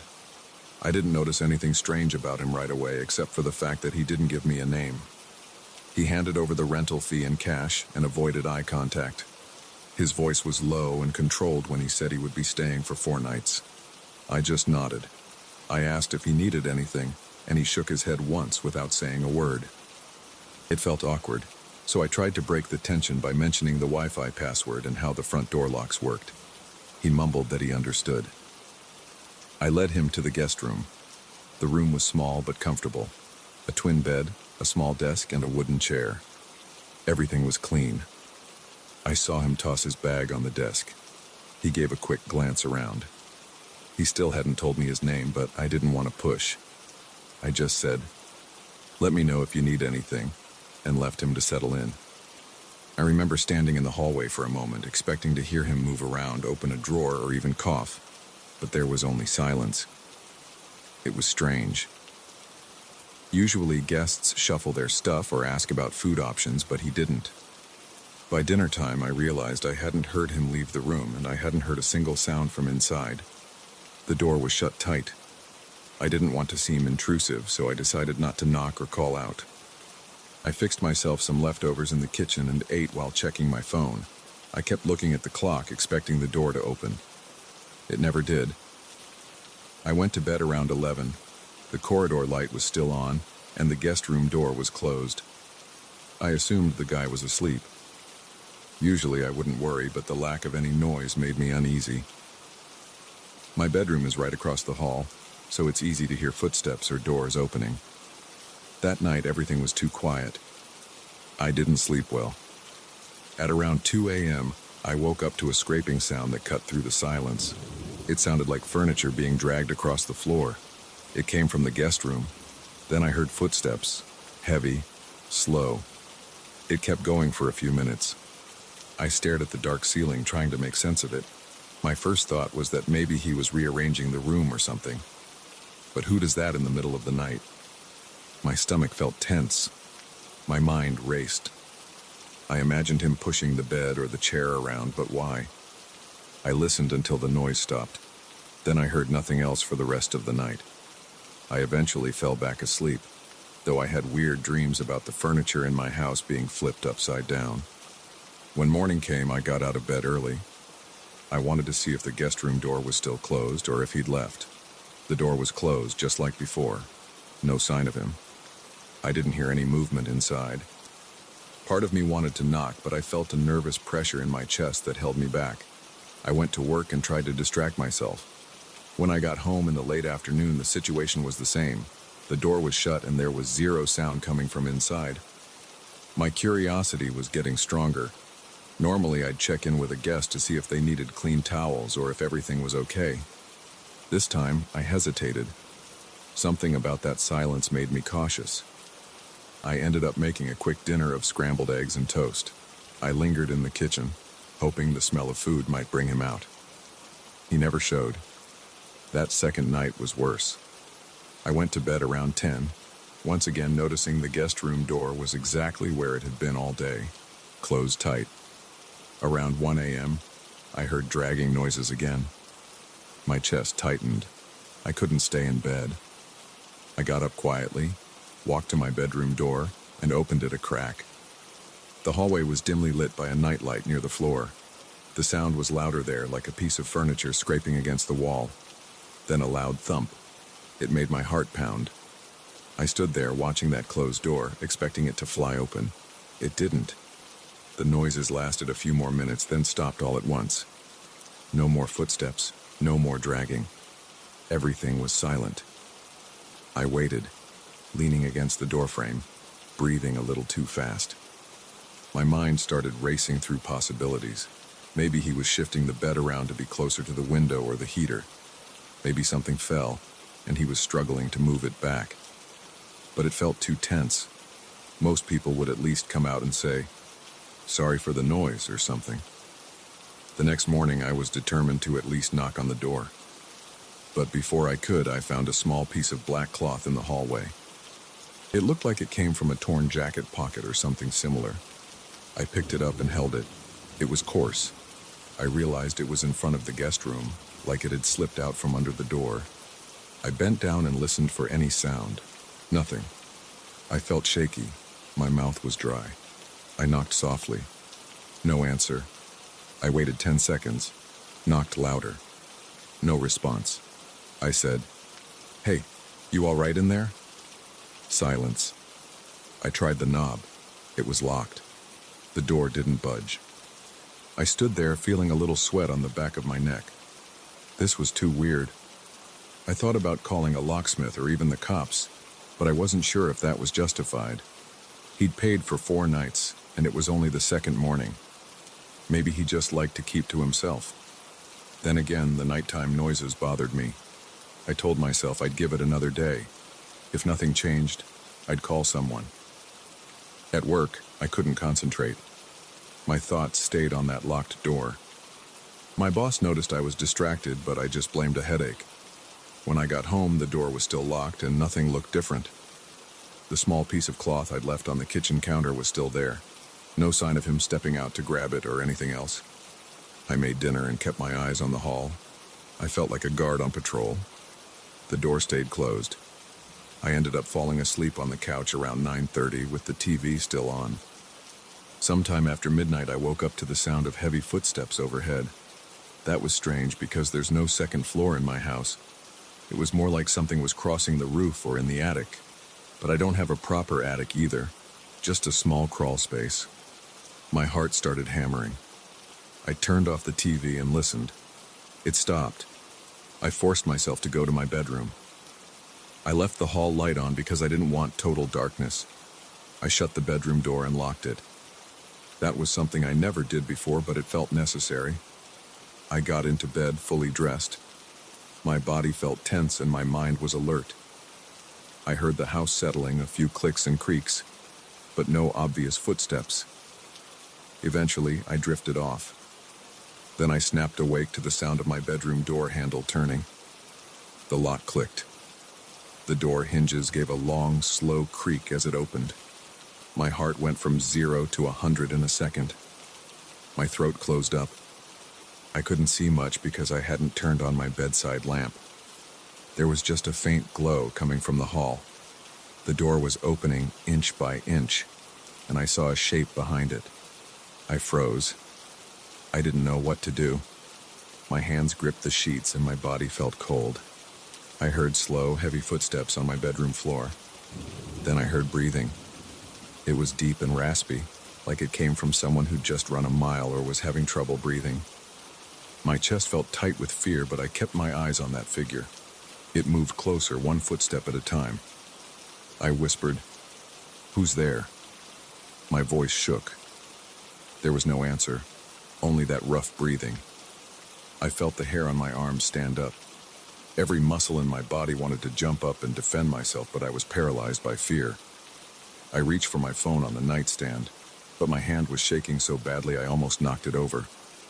I tried to turn on the phone's flashlight. My finger fumbled on the screen and the light shot across the room. For a second, I saw a silhouette. It was tall, broad-shouldered, wearing a coat. Then the figure turned around fast, like it was startled. I heard the footsteps retreating, and the bedroom door swung shut with a slam. I lay there, heart pounding, phone still lit in my trembling hand. That had to be my guest. But how the hell did he leave his locked room and get into mine? My mind spun. I got up, turned on the overhead light, and rushed to the door. The hallway was empty. The guest room door was still closed, as if nothing had happened. But I heard a faint click. I tried the knob. It was locked again. My skin was damp with sweat, and my breathing was loud in my ears. I didn't sleep the rest of the night. I stayed up with all the lights in my bedroom on. I stared at the door, half expecting him to come back. Nothing happened until morning. When the sun finally rose, I felt relieved but also exhausted. I made up my mind to handle the situation. I decided to call a locksmith if he wouldn't answer. I didn't care if it was an invasion of privacy anymore.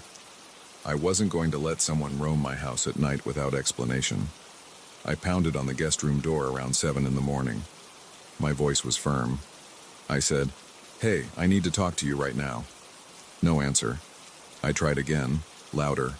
Nothing. So I called a locksmith and explained that I was locked out of a room in my own house. It took him about an hour to show up. He was a short, older guy in a gray uniform. I didn't mention the strange details. I just told him I couldn't open the door. He used some tools to pick the lock. It took a couple of minutes, and then the door swung inward. My stomach twisted. The room was empty. It looked the same as I'd left it, except the bed was shoved to the far corner. The desk was upside down and the chair was on its side. The dresser was in the middle of the room. There were scuff marks on the floor, like something heavy had been dragged around. There was a single bag on the bed. It was open, but there was nothing inside. No clothes, no items, nothing. I felt like my brain was overheating. Where was this guy? The window was locked from the inside. There was no sign of forced entry or exit. The locksmith gave me a puzzled look. I handed him his fee, and he left without asking too many questions. I walked around the room, checking under the bed, behind the dresser, in the closet. Nobody was there. I didn't understand how he got out or where he could have gone. I remember looking down at my hands. They were shaking. My heart was racing. I felt a sudden wave of relief that he wasn't there, but I also felt confused. How could he disappear like that? I noticed something else. The closet door had scratch marks near the handle, as if someone had tried to pry it open from the inside. I opened it. It was empty, just a few old hangers and a dusty shelf. But the smell in there was stale, like old sweat. I shivered. I grabbed the bag from the bed and turned it over. Nothing fell out. It was completely empty. There was no name tag or label. The pockets inside were torn. I didn't find a wallet or any ID. I wondered if the man planned to leave it behind on purpose. It made no sense. After a few minutes, I carried it out to the trash bin in my driveway and threw it away. The rest of that day, I stayed home, waiting to see if he'd come back. He never did.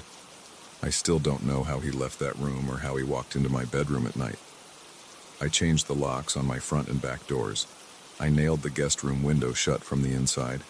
I checked every corner of my house several times. I didn't see any hidden passage or crawl space big enough for a person to slip through. There's no basement, and my roof doesn't have easy access. Even though I never saw him again, I couldn't shake the feeling that he might still be hiding somewhere. That night, I moved a small dresser in front of my bedroom door before going to bed. I kept a flashlight next to my pillow. I didn't sleep much. Every time the house creaked, My eyes snapped open. It's been a while since that happened, and nobody else has rented my guest room. Sometimes, late at night, I think I hear furniture scraping or footsteps in the hallway. I jump out of bed with my flashlight, ready to confront someone, but there's never anyone there. The worst part is that memory of my door handle turning in the dark, the slow creak of the hinges, and that raspy breathing. I can still feel it on the back of my neck when the room is quiet. I still don't know who he was or why he came here. I don't understand how he moved around without me ever catching him in the act, and I don't understand why he never showed his face after check-in. But I know one thing for sure. Those nights changed how I feel about this house. It doesn't feel like my safe little place anymore. It feels like a place where someone else's presence lingers, even though I never saw him leave. Now I always keep the doors locked, and I keep a chair wedged under my bedroom doorknob every night. I guess I just don't want to risk waking up to those heavy footsteps ever again.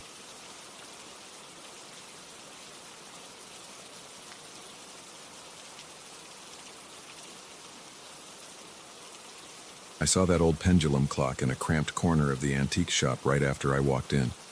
It was a tall, dark wooden piece with a glass panel showing those motionless hands at midnight. Something about it felt wrong. The owner stood nearby, staring at me. He said there was no repair that could fix it and warned me it was a lost cause. I didn't care. I was hooked by the look of it. I don't usually believe in anything spooky, but that night I walked out with the clock in my arms, feeling uneasy without knowing why. I got home late, around 9 o'clock. I carried the clock into my living room and leaned it against the wall near the sofa. The place was already dim and the clock's face seemed to stare at me through the gloom. I remember rubbing my eyes, thinking I was just tired from work. My phone battery was almost dead, so I plugged it in. Then I flicked on a few more lights, trying to shake off the feeling that I wasn't alone. The house was silent. I heard the hum of the refrigerator in the kitchen and the faint buzz of the ceiling lamp in the hallway. Everything looked normal, but my eyes kept drifting back to that clock. I studied it for a few minutes. It was dusty, and the wood had some scratches along the edges. The glass panel in front was clean, though, so I could see the two motionless hands, both frozen at 12. There was no sign of life in it. I tried gently moving the pendulum, but it just swung once or twice and stopped dead. I stood there, feeling a slight chill in the air. Then I decided to forget it for the moment. I was hungry, and I wanted to relax before bed. So I heated up a leftover dinner in the microwave and settled down on the sofa. The clock loomed to my right, but I did my best to ignore it. Around 10:30, I turned off the TV and headed to the bedroom.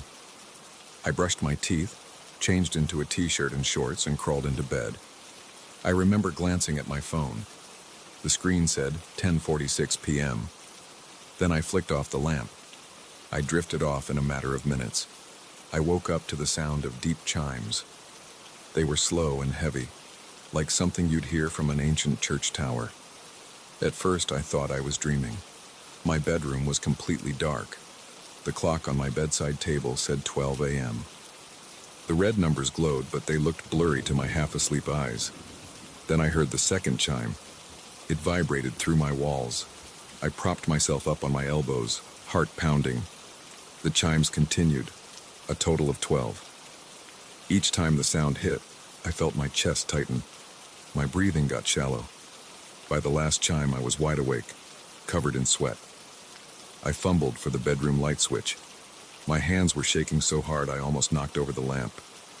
When the light came on, my room looked normal, but I felt something shift in the air. The hair on my arms stood up. I realized those chimes had to be coming from the pendulum clock in the living room. But that clock was broken. It wasn't running at all. My heart hammered as I swung my legs out of bed and went to the hallway. I noticed a slight breeze. It passed over my bare arms and legs, even though all the windows were closed. The door to the living room was ajar, so I pushed it open. The light in there was off. The only illumination came from a small lamp in the corner of the hallway behind me, so the living room was mostly shadows. I saw the dark outline of the pendulum clock near the sofa. The face of the clock was still pointing at midnight, and the pendulum was still. Nothing moved. I tried to swallow, but my throat felt tight. The chills got worse. I stepped closer, feeling the wood floor under my feet, creaking with each slow step. A wave of cold air brushed past me again. Then I noticed something about the shadows in the room. They seemed to stretch out, reaching from the corners toward me. I blinked a few times, thinking I was imagining it, but they wouldn't recede. My eyes flicked to the clock, half expecting to see the hands ticking or the pendulum swinging, but everything looked stationary. I checked my phone. It still said 12 a.m. I tapped the screen to see if it had frozen. The screen lit up. Nothing changed. I tried waiting for the minute to shift. It didn't. Time on my phone was stuck, or maybe I was just too rattled to register normal seconds. My breathing got heavier and I felt sweat on my forehead. Something felt off. It was like the entire house was locked in that moment, pinned at midnight. Even the hum of the fridge in the kitchen seemed muted. I felt as if I was the only thing moving. Then I sensed a presence. I don't have a better word for it. I felt someone or something was in the room. My chest felt constricted. I whipped around, shining my phone's flashlight across the furniture. The sofa looked normal. The coffee table was clear except for a magazine, and the corner lamp was off. But there was a dark spot near the corner by the window. I couldn't make out a shape, just an area where the shadows seemed heavier. The breeze grew stronger, brushing my arms like cold fingers. My pulse pounded so loudly I could hear it in my ears. I froze. My skin tingled. My mouth went dry. It was that feeling you get when you sense someone standing behind you, but there's no one there. I held my phone out, shining it at the corner. It was just darkness. I was scared to walk over. My legs felt like lead. I inched toward the clock instead. I wanted to see if maybe there was a hidden mechanism or a battery inside it that was causing the chimes. My heart thudded, but I forced myself to grip the side panel. The wood was smooth and cold to the touch. I pulled the front panel open. The pendulum hung there still, no sign of movement, no sign of any gear or battery that might be powering it. It looked like an ordinary broken mechanism, but I noticed an odor, like old books left in a damp basement. It didn't come from anything else in the living room, just the clock. I shut the panel and took a step back, rubbing the goosebumps on my arms. My phone still read 12 a.m. I heard a quiet rustling sound from the corner. I felt my breath catch in my throat. It was soft, almost like clothing brushing against a wall. I turned, shining my phone's flashlight in that direction again. It revealed the corner of the room, bare except for the curtain that hung over the window. The curtain swayed, but there was no open window. My heart hammered, and I fought the urge to sprint back to my bedroom. Then the air changed. One moment it was cold, the next it felt normal. I stared at the corner, and the curtain stopped moving. My phone screen flickered and jumped to 12:01 a.m. The tension broke. The fridge hum returned. The house felt normal again, as if someone flipped a switch and brought the present back into motion. I didn't want to stay there. I ran to my bedroom and locked the door. I stayed awake until almost 2 a.m., just sitting in bed, checking my phone every few seconds to reassure myself time was moving. Eventually, I fell asleep from sheer exhaustion. In the morning, I had this dull headache and a stiff neck. My alarm woke me at 7 a.m. I rolled out of bed and remembered the night before. I felt shaky and uncertain, but I forced myself to check the living room. The clock was still there, stuck at midnight. Everything looked perfectly calm. Sunlight came through the windows, lighting up the sofa and the dusty top of the clock. It made me feel a little better, like I had maybe overreacted. I picked up the phone to see if there were any missed calls or messages. The time was correct, 7:05 a.m. Everything seemed normal. I went to the kitchen, made some coffee, and tried to distract myself by scrolling through emails. But my mind kept jumping back to those chimes, the shadows, and the feeling of being watched. I thought about taking the clock back to the antique shop, yet a part of me wanted to figure out what was happening. I couldn't just ditch it without trying to solve the mystery, so I called a local clock repair service. The guy on the phone said he could come by next week. That was the soonest appointment available, so I agreed. Over the next few days, I worked my usual schedule. I left the house in the morning and came back in the evening. Nothing weird happened during the day, but every night around midnight I heard those same chimes, 12 in total, always spaced out, always echoing. Each time, my heart pounded. I felt the cold breeze, noticed the silent hush that fell over everything. Shadows would lengthen. I always checked my phone and saw that time got stuck for a minute or two. It never lasted long, but it always scared me. I tried turning on every light in the house, but that didn't stop the phenomenon. I tried covering the clock with a thick sheet, but I still heard the chimes. One night I put the clock in a closet at the far end of the house. Still, the chimes rang out. The shadows gathered in every corner. It was the same grim routine. The pendulum didn't move, but the clock tolled like it was alive. On the fifth night, I decided to test something. When I heard the first chime, I opened my phone's stopwatch. I wanted to see how long the weird pause lasted. My hand shook as I watched the stopwatch freeze at 0. The second chime rang. The screen didn't change. The world felt suspended. My stomach twisted. I cursed under my breath, trying to keep my cool, but my mouth felt dry. I heard a faint scraping sound near the hallway. The hair on the back of my neck stood up. The chimes continued. I looked up at the closet door where I had shoved the clock, and I realized it was cracked open. I had closed it earlier, but now it stood open by about an inch. I stared, teeth clenched, feeling an icy sweat trickle down my spine. By the 12th chime, that scraping sound stopped. My phone's stopwatch suddenly ticked to 1 second, then 2, and everything was normal again. I sank to my knees, breathing hard. My heart hammered so loudly that my ears rang. I felt faint for a moment.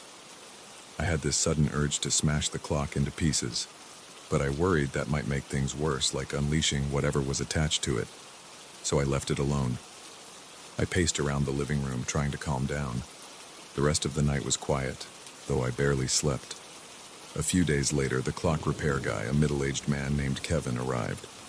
I was anxious for some explanation. He carried a small toolbox and asked me to show him the piece. I pulled it out of the closet, feeling uncomfortable even laying hands on it. He took a quick look. He popped open the panel, examined the gears, and shook his head. "The mechanism's totally shot," he said. "Looks like it's been tampered with in a very crude way. Honestly, there's not much I can do." He talked about how some parts were missing and others rusted beyond repair. I asked if it could ever chime. He laughed, saying, "Not in this condition, that's impossible. The chime rods are intact, but the striking mechanism is broken." I thanked him and paid him for his time. After he left, I felt a knot in my gut. Part of me had hoped for a rational explanation. Instead, I was left with the knowledge that the clock absolutely could not be chiming. Yet I heard it every night. And every night time got stuck at midnight. I decided to record it. Around 11:30 that same evening, I set up my phone on a tripod in the living room, facing the clock. Then I turned off the overhead light and left a small lamp on so the clock was visible. I hit record and went to sit in the hallway, where I could peek around the corner. I waited. My heart pounded as the minutes ticked closer to midnight. At 11:59 p.m., the lamp began to flicker. I heard the first chime. I felt that same cold wave. My phone screen, in my hand, froze at 11:59. I counted each chime under my breath. My voice shook, and my whole body tensed. The air felt thick. By the 12th chime, I was sweating. I could smell that musty odor like old paper. I wanted to shout or run, but I stayed still. Then everything snapped back to normal. My phone jumped to 12:01 a.m. I rushed into the living room and stopped the recording. My hands were trembling as I played it back. The video looked normal up until 11:59. Then the footage froze, staying on the same frame for what must have been 30 seconds. After that, it jumped straight to 12:01. There was no audio of the chimes, just silence. Nothing had been captured except the still image of the clock. It was like reality glitched and left the camera behind. I realized I couldn't document this phenomenon for anyone else.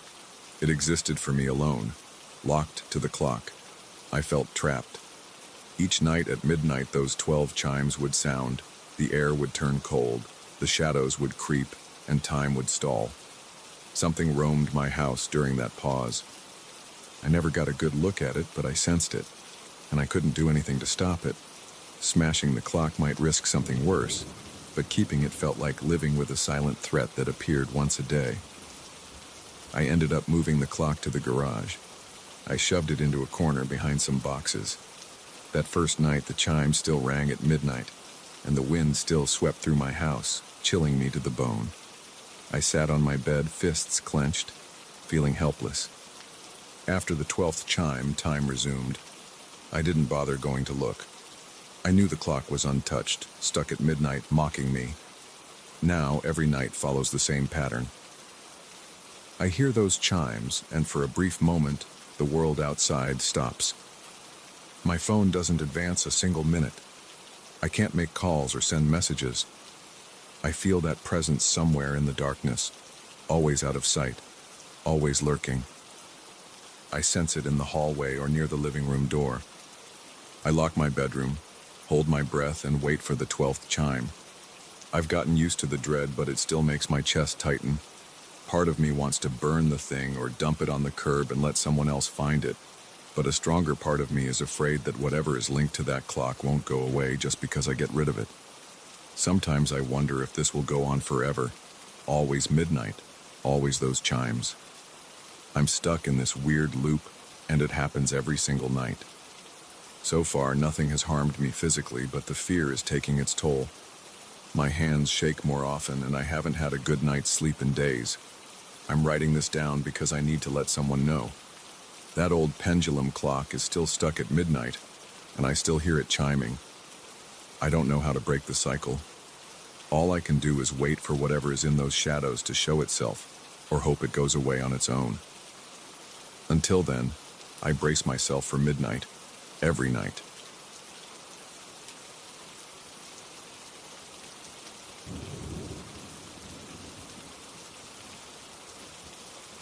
I still remember how that small stone face looked the first time I saw it.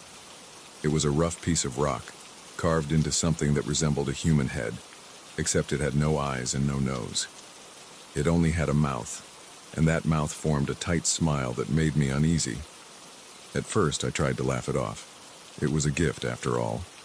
But from the moment I placed it on my living room shelf, I felt this creeping sense that it was always looking at me. Even without eyes, it felt like it was staring. I tried to ignore that feeling, but it never stopped. I live alone in a one-bedroom apartment.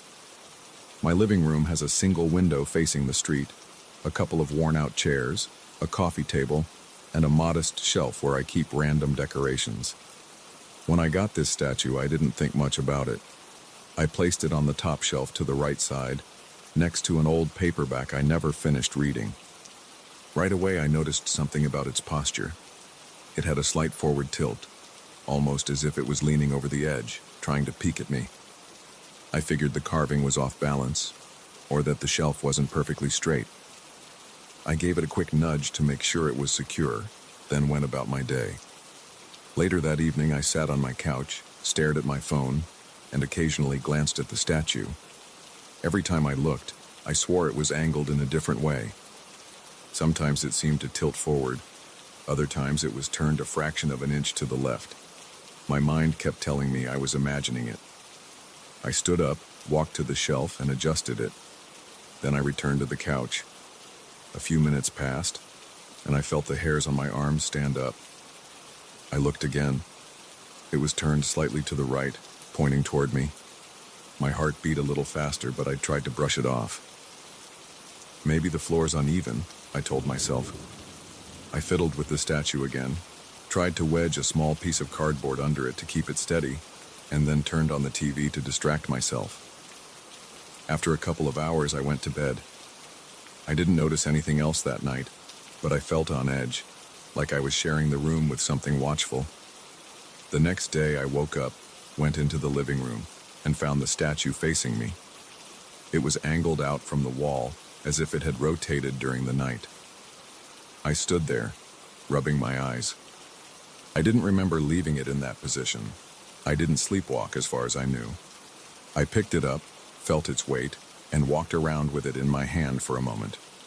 I inspected the smooth surface of the mouth, which was open in a small grin. The grin made me uncomfortable, but I still thought it was just a weird piece of art. I placed the statue back on the shelf and tried not to dwell on it. I got ready for work, left the apartment, and forced myself not to think about it too much.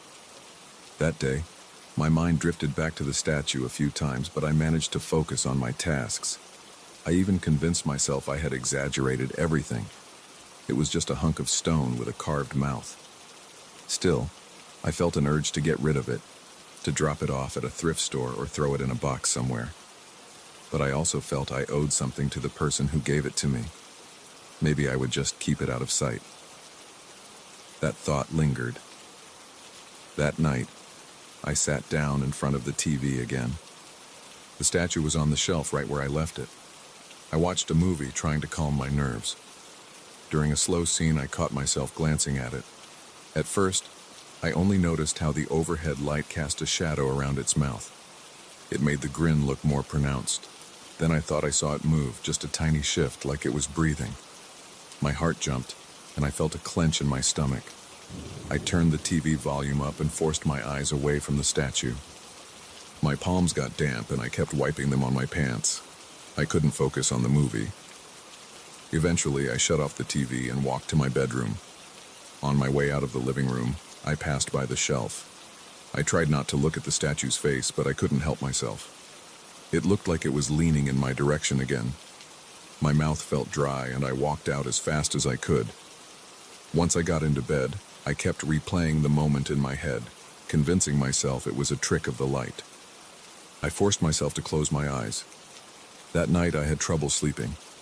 I would drift off, then snap awake, sure I had heard something.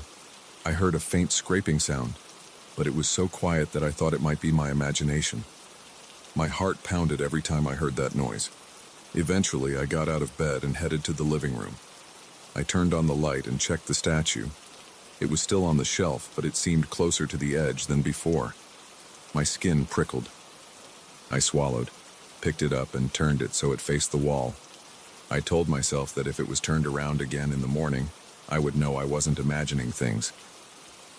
Then I went back to bed. In the morning, I walked into the living room right after getting up. The statue was facing forward, not toward the wall like I had left it. My head spun for a moment, and I felt the back of my neck grow hot. I thought I might be losing my mind.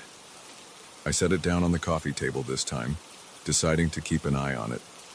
While I went about making coffee, I kept glancing over. It didn't move as far as I could tell, but I felt uneasy every time I looked at it. Over the next few days, I noticed other strange changes. The sides of the face, which had been flat and featureless, started to show thin lines. They were shallow at first, but they grew deeper, almost forming small grooves where eyes should be. I ran my fingertip across the stone and felt how rough those lines were. It wasn't my imagination. The carving was different from when I first got it. I started to wonder if maybe it was some kind of cheap stone and was cracking, but the lines looked too deliberate. They curved just enough to suggest the outline of eye sockets. I couldn't ignore that. At night, I began hearing that soft scraping noise more often. I couldn't locate its source. Sometimes I would walk into the living room and flip on the light quickly, trying to catch the statue moving, but it always looked the same. Every time, though, I felt sure it was in a different position than before. Once, it looked like it was tilting upward, as if it were looking at the ceiling. Another time, it seemed to lean so far forward that I was amazed it hadn't toppled over. My hands trembled each time I tried to adjust it. I couldn't understand how a piece of solid stone could shift so subtly. One evening, the tension in my chest felt suffocating. I couldn't relax. I paced around the living room. I opened the window to let in some cool air, hoping that would help me breathe easier. The statue sat on the shelf, its half-formed eye sockets pointed in my direction. That grin looked wider than before. I stared at it from across the room. Then, out of nowhere, I heard a hissing whisper inside my head. It didn't come through my ears. It was more like a sharp pressure in my mind. It sounded like a voice. It asked me, "Who's really looking at who? And how much more are you willing to see?" I stumbled backward. My breathing got rapid and my hands shook. I didn't know if I was losing my grip on reality. I clamped my eyes shut for a moment, pressing my palms against my temples. The whisper didn't repeat. It was just a single moment. When I opened my eyes, the statue's grin looked sharper. The corners of its mouth appeared lifted, like it was smiling even wider. I walked over to it, grabbed it, and held it in my hands. I wanted to throw it out the window. I pictured myself opening the window and tossing it onto the street. But I felt afraid. My arms felt weak. I couldn't follow through. Instead, I put it back on the shelf and walked into the kitchen to splash water on my face. I spent the next few hours trying to distract myself. I put on some music, did some cleaning, and left the statue alone. But every few minutes, I'd look over and see it right there. I couldn't stop thinking about it. I felt trapped in my own apartment, like the walls were closing in. That night, the whisper returned. It came while I was brushing my teeth, just a faint hiss that made my ears ring. It asked me, "Are you sure you're the one in control?" My heartbeat pounded in my ears and I nearly dropped my toothbrush. I managed to rinse my mouth and then hurried out of the bathroom, not knowing what else to do. By the time I headed to bed, I was exhausted. My thoughts wouldn't settle, and my nerves were shot. I turned off the lights and lay down, but my eyes wouldn't stay shut. Every noise made me jump. Eventually, I dozed off. Sometime after midnight, I heard a low scraping sound in the hallway. My eyes snapped open and my pulse raced. I sat up, listening carefully. The scraping continued, followed by a soft thump. I got out of bed, moved slowly toward the bedroom door, and opened it. The living room light was off, but the faint glow from the street lamp outside gave me just enough visibility to make out shapes. I could see the silhouette of the shelf and the furniture. The statue wasn't where I had left it. I took a few steps in, feeling the floorboard creak beneath me. My feet felt heavy and my breath shook. Then I saw the statue on the coffee table. It was facing me, angled so that its partial eye sockets were directed at my chest. The corners of its mouth were turned up, like it was smiling at my fear. I reached for the light switch. The moment the light came on, I saw new changes in the carving. The grooves where the eyes should be were deeper than before. They looked like they might open any second. My stomach tightened and I could feel sweat on my brow. I noticed small scratches on the wooden surface of my coffee table, like the statue had slid across it. I sat down on the couch, my legs feeling weak. I tried to process what I was seeing.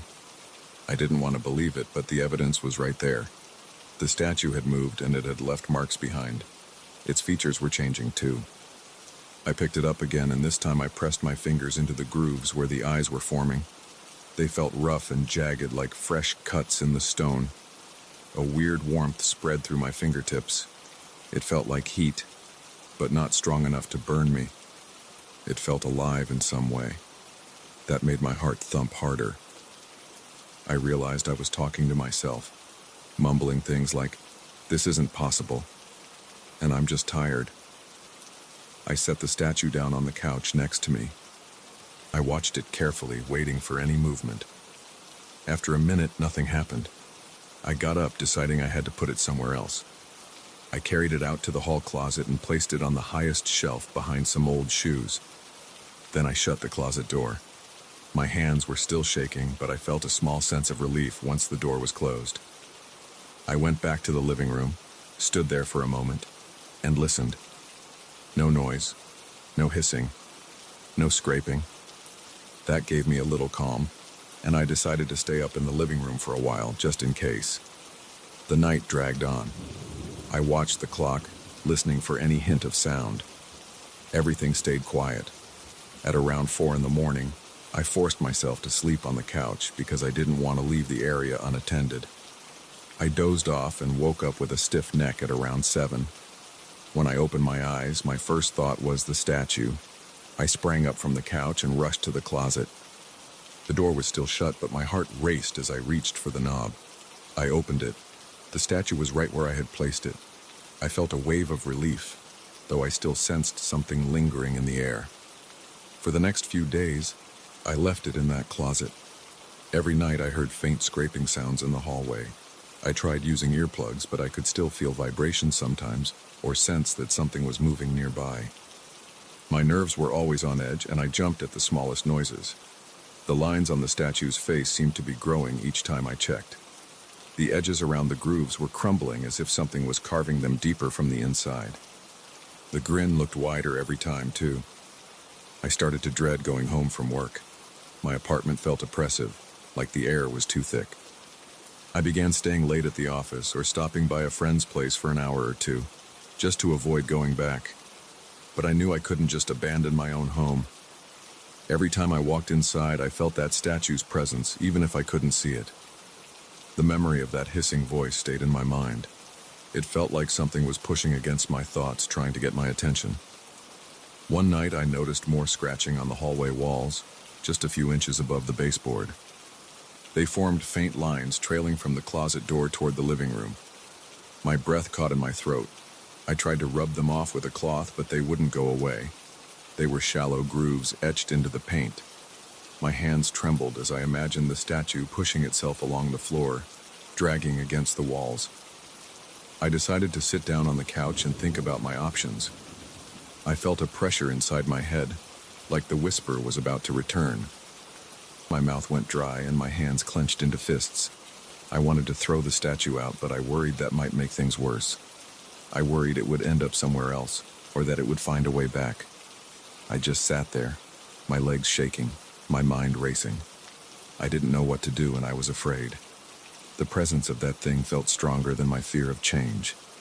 For now it remained in my closet, waiting, its half-formed eyes staring through the dark. And I was in my living room staring back at the closed door, feeling every breath thump in my chest.